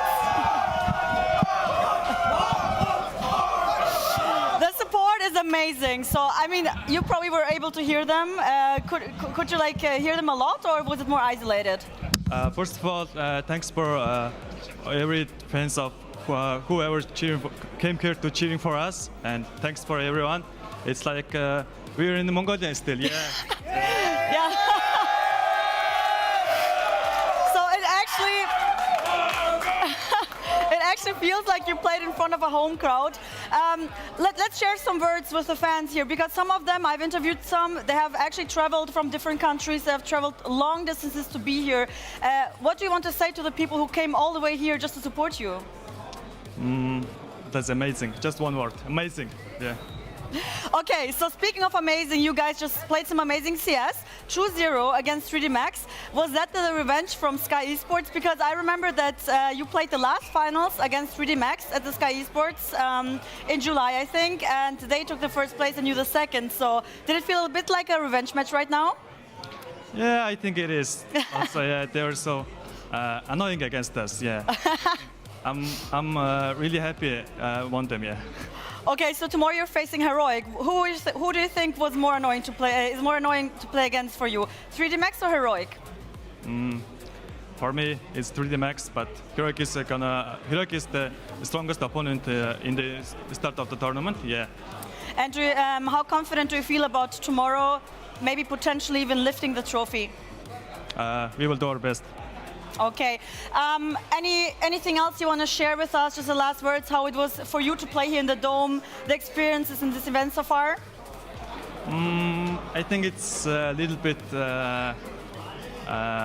confusing because of we're playing in the middle of the crowd. Yeah. Yeah, not front of the crowd. It's the first time, yeah. it's a great, I mean, it's a cool experience. Okay, just one more thing that I was wondering, because you guys never really like scream or go crazy when you win. So, I mean, it has been some time since you won a title, and let's say you would win tomorrow. Would you go crazy, or you think you were still gonna be more calm? I think we would go crazy if we won the tournament, yeah. Okay, we will see. Thank you so much. You can rest, and I see you tomorrow. Thank you. The fans are amazing. I'm so excited for tomorrow. The crowd is really, really great. Trust, I hope you guys enjoying it from up there, and I'm tossing back to you. See you later. Thank you very much, Donor. Donna. I don't know. Regardless, yeah, you can see an excited and moreover a thankful, a bit of an elation there. I think he was almost taken back by the amount of applause they were getting from the. I think it's also surprising for them. Like, what, we come to Berlin and we have a home crowd. Yeah, home crowd. At me funny. I don't know. I think this might be the first time I've ever seen Blitz actually smiling and laughing after winning a game. Usually it's like, you know, just stone-faced, like, yeah, cool, we got a job done. He's just laughing, he's like smiling, having a good time. So, yeah, shout out to the fans, man, actually showing up. They're very far away from home. They're traveling from all over the different countries in the EU, just coming here to Berlin to support their homeboys. Must feel good. Yeah, must feel good. Yanko, you here? Yes. Okay, cool. I might have done it myself. Something sounded a little off right there.